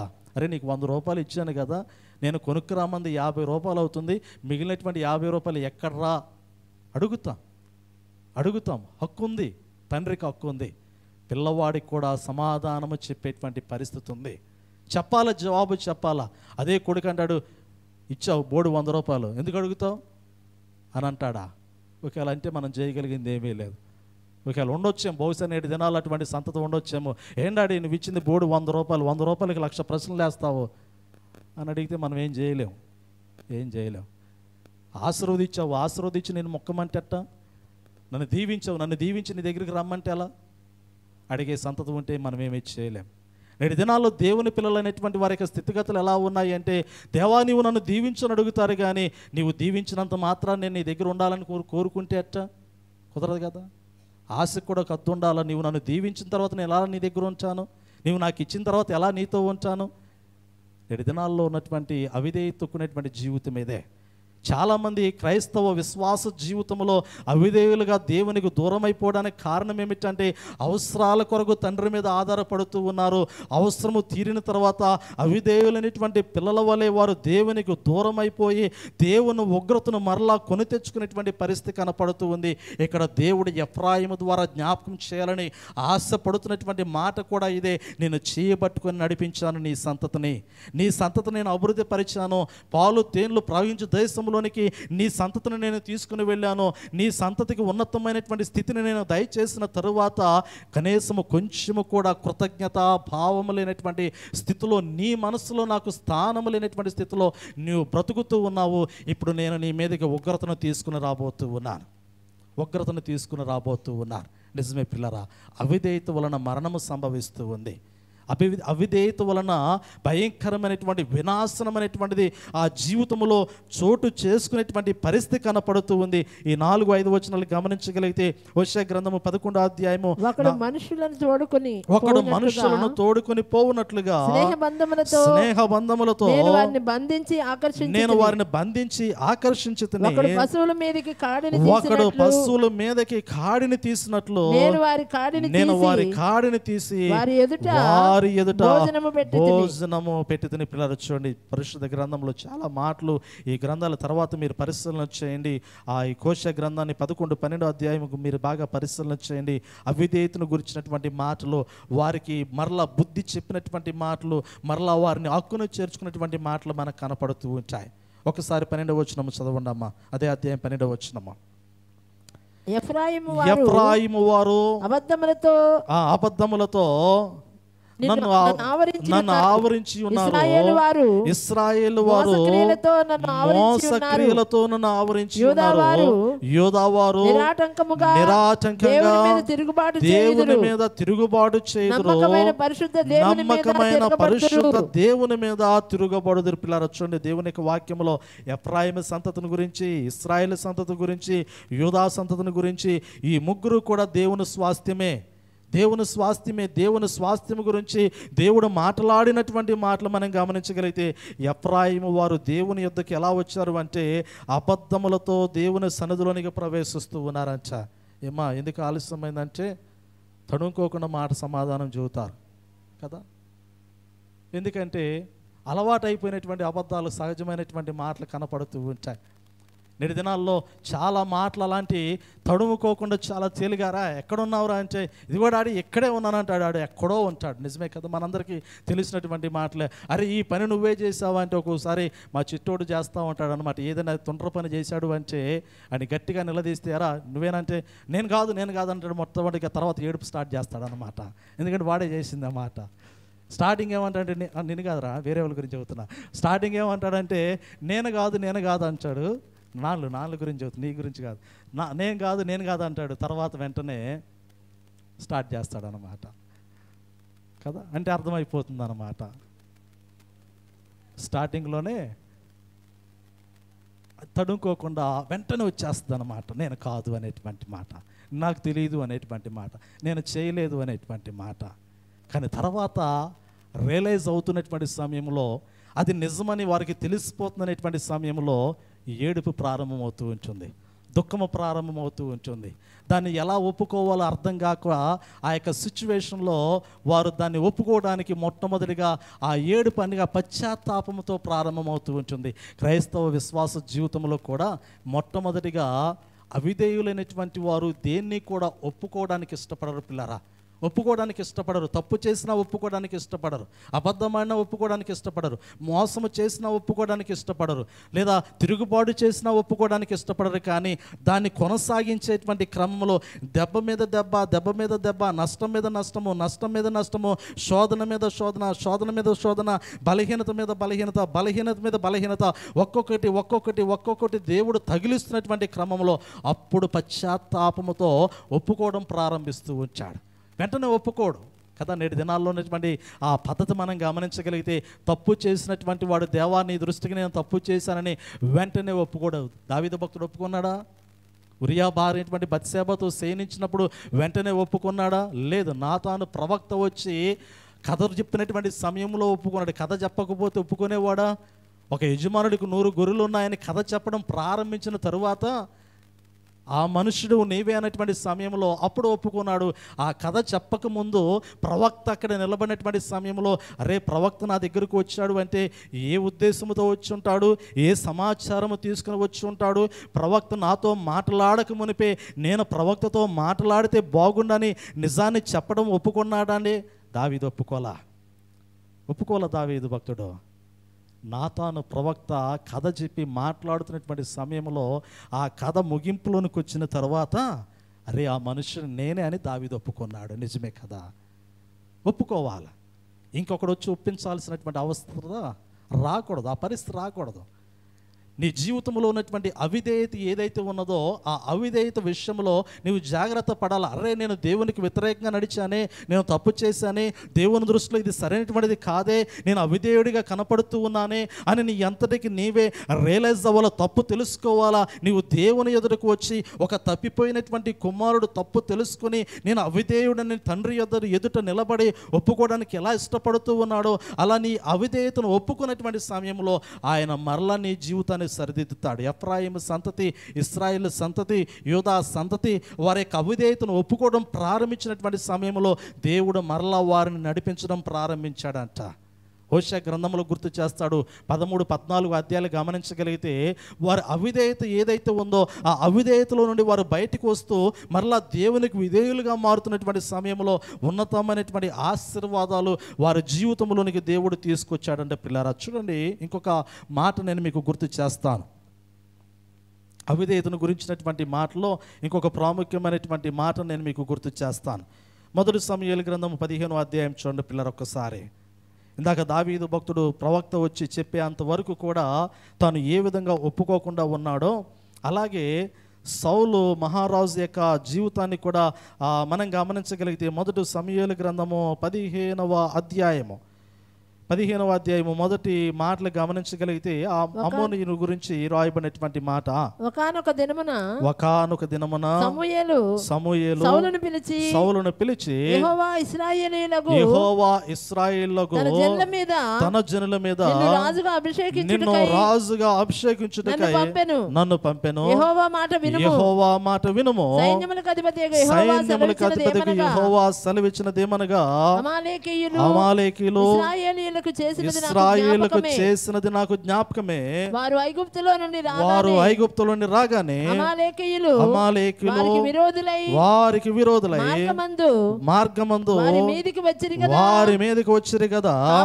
కాబట్టి నీవు పోయి కనికరింపక అమాలేకులను హతము చేయొచ్చు, పురుషులనేమి స్త్రీలనేమి బాలురనేమి పసిపిల్లలనేమి ఎద్దులనేమి గొర్రెలనేమి ఒంటెలనేమి గార్ధబములనేమి అన్నిటిని హతము చేసి వారికి కలిగినదంతయు బొత్తిగా పాడు చేసి అమాలేకీయులను నిర్మూలము చేయమని చెప్పిన పిల్లలు ఆజ్ఞాపించాడు దేవుడు. సమూయేలు ప్రవక్త ద్వారా దేవుడు కొన్ని మాటలు సౌలుకి జ్ఞాపకం చేస్తూ ఉన్నాడు. ఇదిగో ఇశ్రాయేల్ నేను ఐగుప్తు నుండి బయటకు తీసుకొచ్చేటువంటి క్రమంలో అమాలేకులు ఇశ్రాయేల్ని అడ్డగించారు. ఇప్పుడు అమాలేకుల మీద పగ తీర్చుకోబోతూ ఉన్నాను.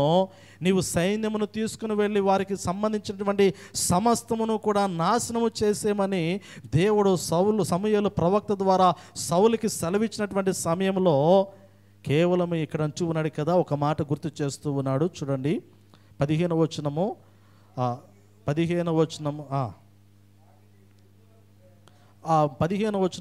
15వ అధ్యాయం మొదటి వచనము చివరి మాట. 15వ అధ్యాయం మొదటి వచనము చివరి మాట, యెహోవా మాట వినుము. చూడండి పిల్లలు గుర్తుపెట్టుకోండి, నేను తర్వాత ఈ మాటను గుర్తు చేస్తాను. తర్వాత వచనాల్లోకి వచ్చిన తర్వాత ఇక్కడ అంటాడు కదా, యెహోవా మాట వినుము. దేవుడు ఏం చెప్పాడో అదే మాత్రమే నువ్వు చేయాలి. వినాలి, మొట్టమొదటిగా వినాలి. విన్నదాన్ని చెయ్యాలి. అసలు వింటేనే కదా చేయటానికి, వినకపోతే చేయగలుగుతాడా? చేయలేడు. అందుకే ఇక్కడ అంటాడు కదా, మొట్టమొదటిగా దేవుని మాట వినటానికి నేర్చుకోవాలి.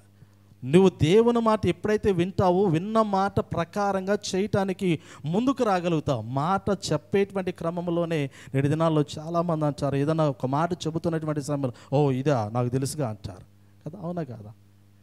ఏదైనా ఒక వాక్యము రెఫరెన్స్లో కొన్ని విషయాలు కొన్ని సంబంధమైనటువంటి ఆ మ్యాటర్ చెబుతూ ఉన్నామనుకోండి, ఎక్కడో ఏదైనా ఒక సంఘటన జరిగిందనుకోండి, ఎక్కడో ఒక ప్రాంతంలో ఒక సంఘటన జరిగినటువంటి సమయంలో ఒక వ్యక్తి ఆ సంఘటన గురించి మాట్లాడుతున్నటువంటి సమయంలో ఓహో అది నాకు ఎప్పుడో తెలుసుగా అంటాడు. వాస్తవంగా సగం వింటాడు, అసలు ఏమీ తెలియదు, కానీ కొంచెం వినంగానే నాకు తెలుసు కదా అనేటువంటి ఆలోచనలో వినటానికి ఇష్టపడ్డాం. నాకు తెలిసిన అక్కడితోనే ఆ మ్యాటర్ని ముగించడానికి ఇష్టపడుతూ ఉంటాడు. నాకు తెలుసులే అంటాడు, కానీ అసలు ఏం జరిగిందో కూడా తెలియదు. పూర్తిగా వినటానికి ఇష్టపడ్డాం. దేవుని యొక్క వాక్యములో గుర్తు చేసినటువంటి మాట ఏమిటంటే, ఇక్కడ సమూయేలు ప్రవక్త దేవుడు ఏమైతే చెప్పాడో దాన్నంతటినీ కూడా జాగ్రత్తగా వినమన్నాడు. సౌలు విన్నట్లుగా నటించాడు. సౌలు విన్నాడు కానీ పూర్తిగా లోపలికి తీసుకోలేదు. అన్ని మాటలు లోపలికి తీసుకోలేదు. ఇక్కడ ఏమన్నాడు చూడండి, వాక్యములు గమనించగలిగితే ఒంటెలనేమి గార్ధబములేమి అన్నిటినీ అన్నాడు.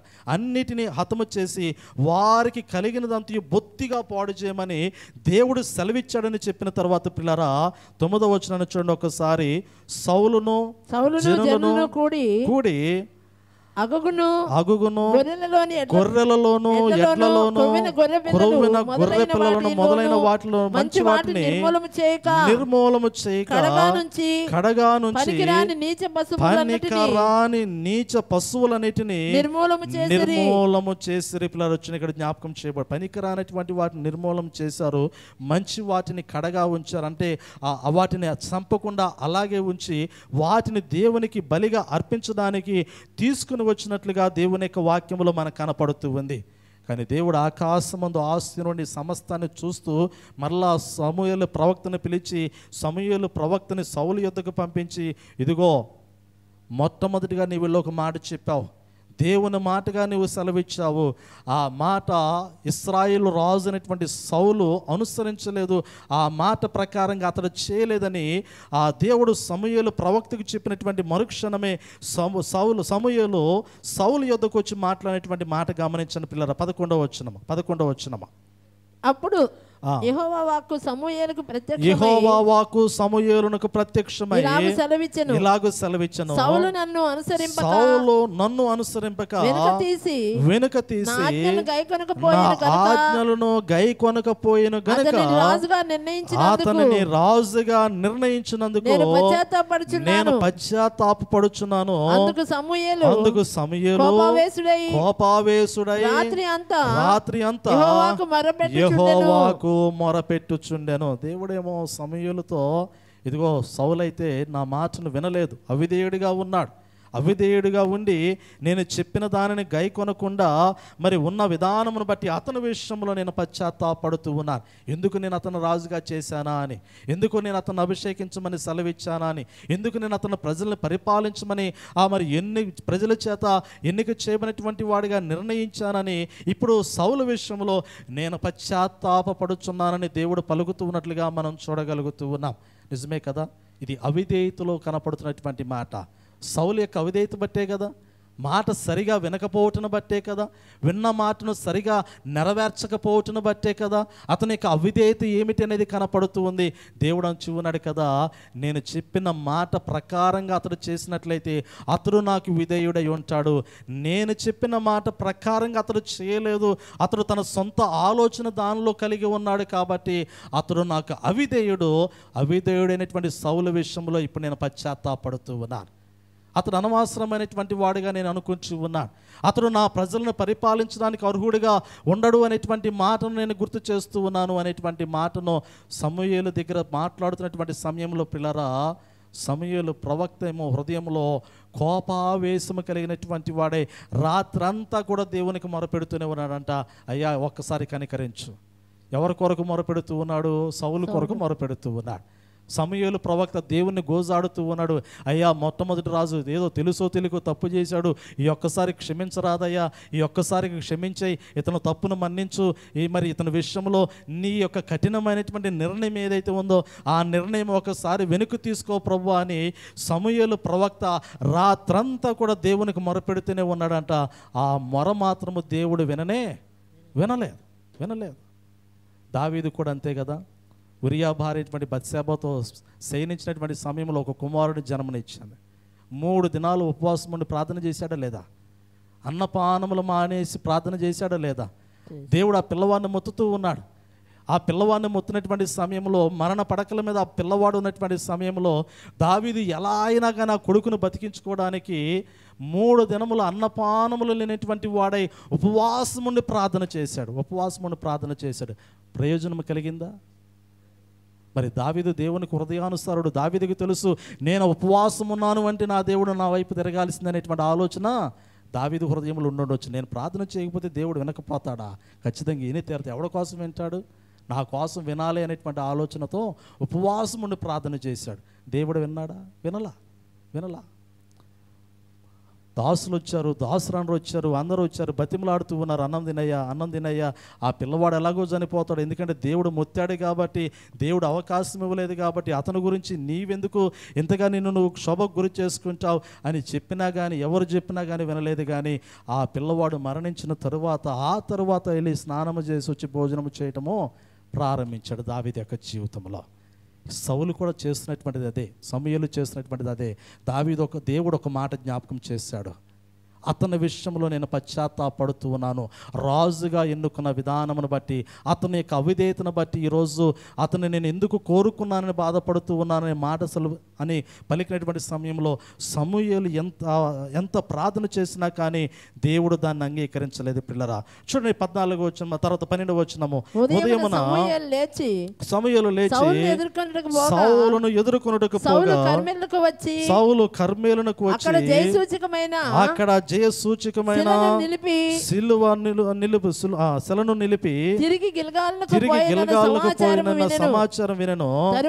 తరువాత అతడు సౌలు వద్దకు రాగా సౌలు యెహోవా వలన నీకు ఆశీర్వాదము యెహోవా కలుగును వలన నీకు ఆశీర్వాదము కలుగును గాక, యెహోవా ఆజ్ఞను నేను యెహోవా నెరవేర్చితిననగా ఆజ్ఞను నేను నెరవేర్చితిననగా. పిల్లరా, సౌలు అంచు ఉన్నాడు, యెహోవా వలన నీవు ఆశీర్వదించబడినటువంటి వాడవని సమూయేలు ప్రవక్తతో అంచు ఇంకొక మాట అంచు ఉన్నాడు కదా, యెహోవా ఆజ్ఞను నేను నెరవేర్చితిని అంటాడు.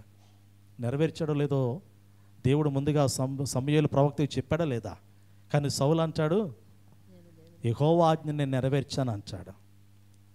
యెహోవా ఆజ్ఞను నేను నెరవేర్చాననేమో సౌలు సమూయేలుతో అంచు ఉన్నాడు, దేవుడేమో సమూయేలుతో దేవుని యొక్క ఆజ్ఞను సౌలు నెరవేర్చలేదని గుర్తు చేస్తూ ఉన్నాడు. కానీ ఇతను అనుకుంటాడు కదా, నేను నెరవేర్చా, నేను చేసేసా, నేను వినేసా.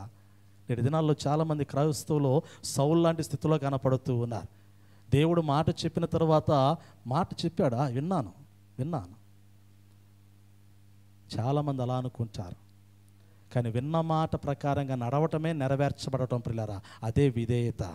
దేవుడు మరలా అడుగుతున్నటువంటి సమయంలో నేను దేవుని చిత్తంలో ఉన్నానండి, నేను దేవుని ప్రణాళికలో ఉన్నానండి, నేను దేవుని ఉద్దేశంలో ఉన్నానండి, నేను దేవుని మార్గంలో ఉన్నానండి, నేను దేవుని తలంపులు నెరవేర్చేశానండి అని అనుకుంటారు. కానీ ఇక్కడ అంటాడు కదా, నేను నెరవేర్చాను అనేటువంటి ఆలోచనలో సౌలు మహారాజు కనపడుతున్నటువంటి సమయంలో తిరిగి సమూయేలు ప్రవక్త మాట్లాడడం ప్రారంభిస్తూ ఉన్నాడు. మాట్లాడేటువంటి క్రమంలో పిల్లరా చూడండి, ఒక చక్కటి మాట 15వ వచనం చదవండి అమ్మ త్వరగా. అందుకు సౌలు అమాలేకుల యొద్ద నుండి జనులు వీటిని తీసుకుని వచ్చి నీ దేవుడైన యెహోవాకు బలులు నర్పించుటకు జనులు గొర్రెలలోను ఎట్లలోను మంచి వాటిని ఉండనిచ్చిరి, మిగిలిన వాటిని నిర్మూలన చేసి మనగా సమూయేలు మాట్లాడే పని లేదు. చూడండి పిల్లరా, ఎక్కడ అంటున్నాడు సమూయేలు అంటున్నాడు కదా, నీవు మాట్లాడేటువంటి పని లేదు, అయిపోయింది. నీ మాటలు ఒక సమయంతో పరిమితం అయిపోతూ ఉన్నాయి. ఒకప్పుడు మాట వినమన్నాడు దేవుడు, ఇప్పుడు మాట్లాడొద్దు అంటూ ఉన్నాడు కదా.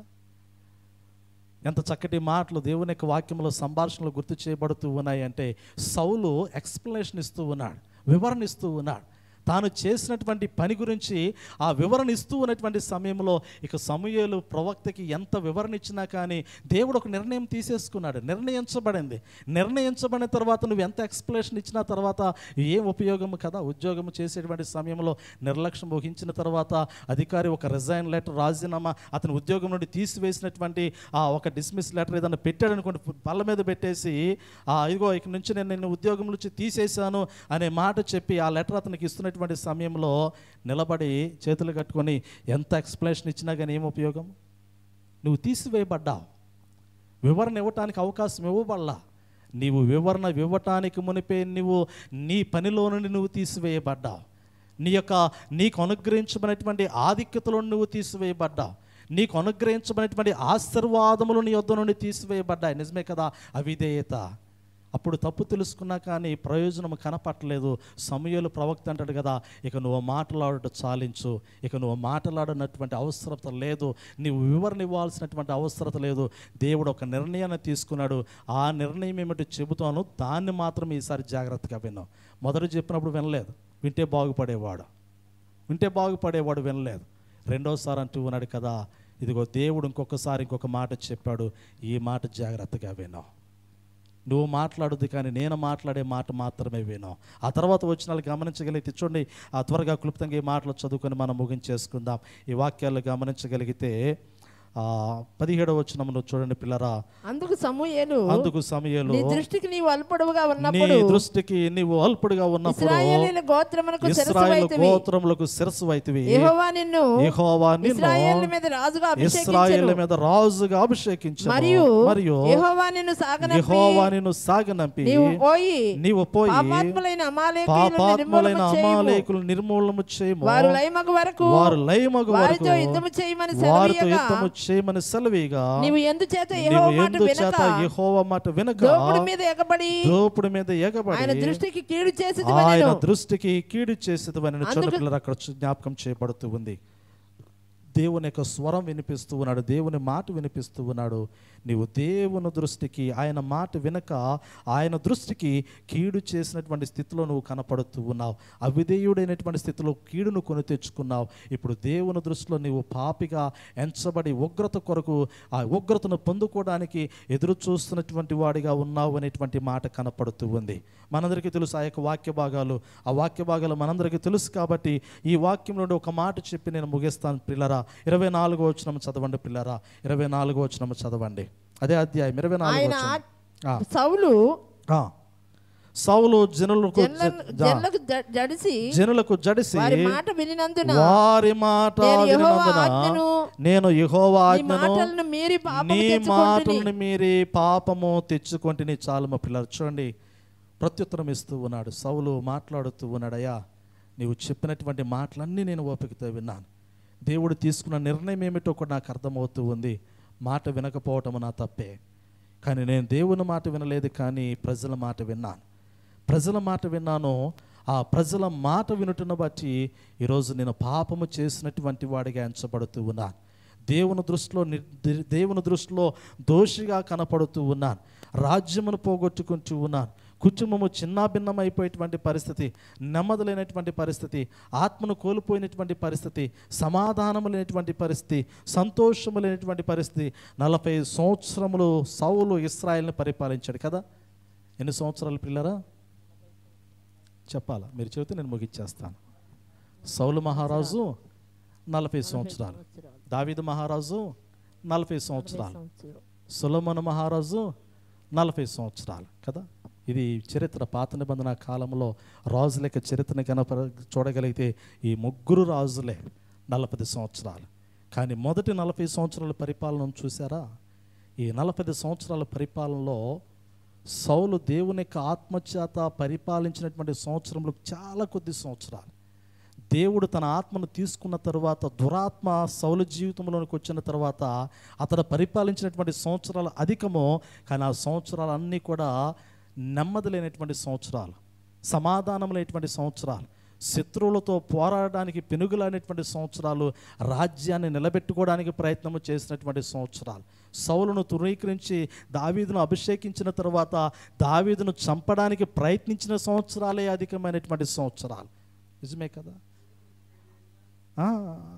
అవిధేయత ఉన్నటువంటి చోట నెమ్మది ఉండదు, సమాధానం ఉండదు, సంతోషం ఉండదు, దేవుని కృప వారి జీవితంలో ఉండదు.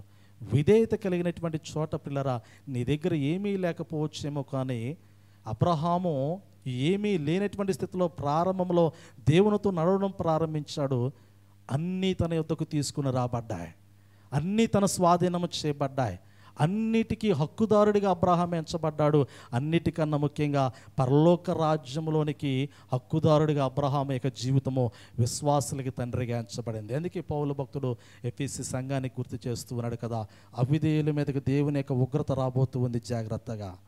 విధేయత కలిగినటువంటి వారిగా, దేవుని పిల్లలుగా, పరిమళ సువాసన వెదజల్లబడేటువంటి క్రీస్తు ప్రేమ కలిగినటువంటి దేవుని సంతతిగా జీవించండి పరిశుద్ధ గ్రంథంలో ఎఫెసీయులకు రాసిన పత్రికలో గుర్తు చేస్తూ ఉన్నాడు. ఆ రీతిలో ఈ సంఘం ఉండటానికి, ఆ రీతిలో మనము జీవించడానికి పరిశుద్ధాత్మ దేవుడు సహాయం చేసి నడిపించునుగాక. ఆమేన్. చిన్న ప్రార్థన చేసుకుందాం. సర్వకృపానిధిగు మా ప్రియ పరలోకపు తండ్రి, మీ నామాన్ని స్తుతిస్తూ ఉన్నా. ఈ దినమందు నాయన విధేయత అవిధేయత గురించి పరిశుద్ధ గ్రంథంలో విధేయత కలిగినటువంటి భక్తుల యొక్క జీవితాల్లో ఉన్నటువంటి ఆశీర్వాదాలు, వారు ఏ విధంగా మీతో నడిచారో, లోపడ్డారో ఆయన మీరు గుర్తు చేశారు. అవిధేయులైనటువంటి వారి యొక్క జీవితంలోనికి వచ్చినటువంటి ఉగ్రత, వారు మాట వినకపోవటము, మాట ప్రకారంగా నడవకపోవటము, వారు సమస్త జీవితాన్ని నాయన కోల్పోతున్నటువంటి స్థితిని గురించి జ్ఞాపకం చేసి ఉన్నారు.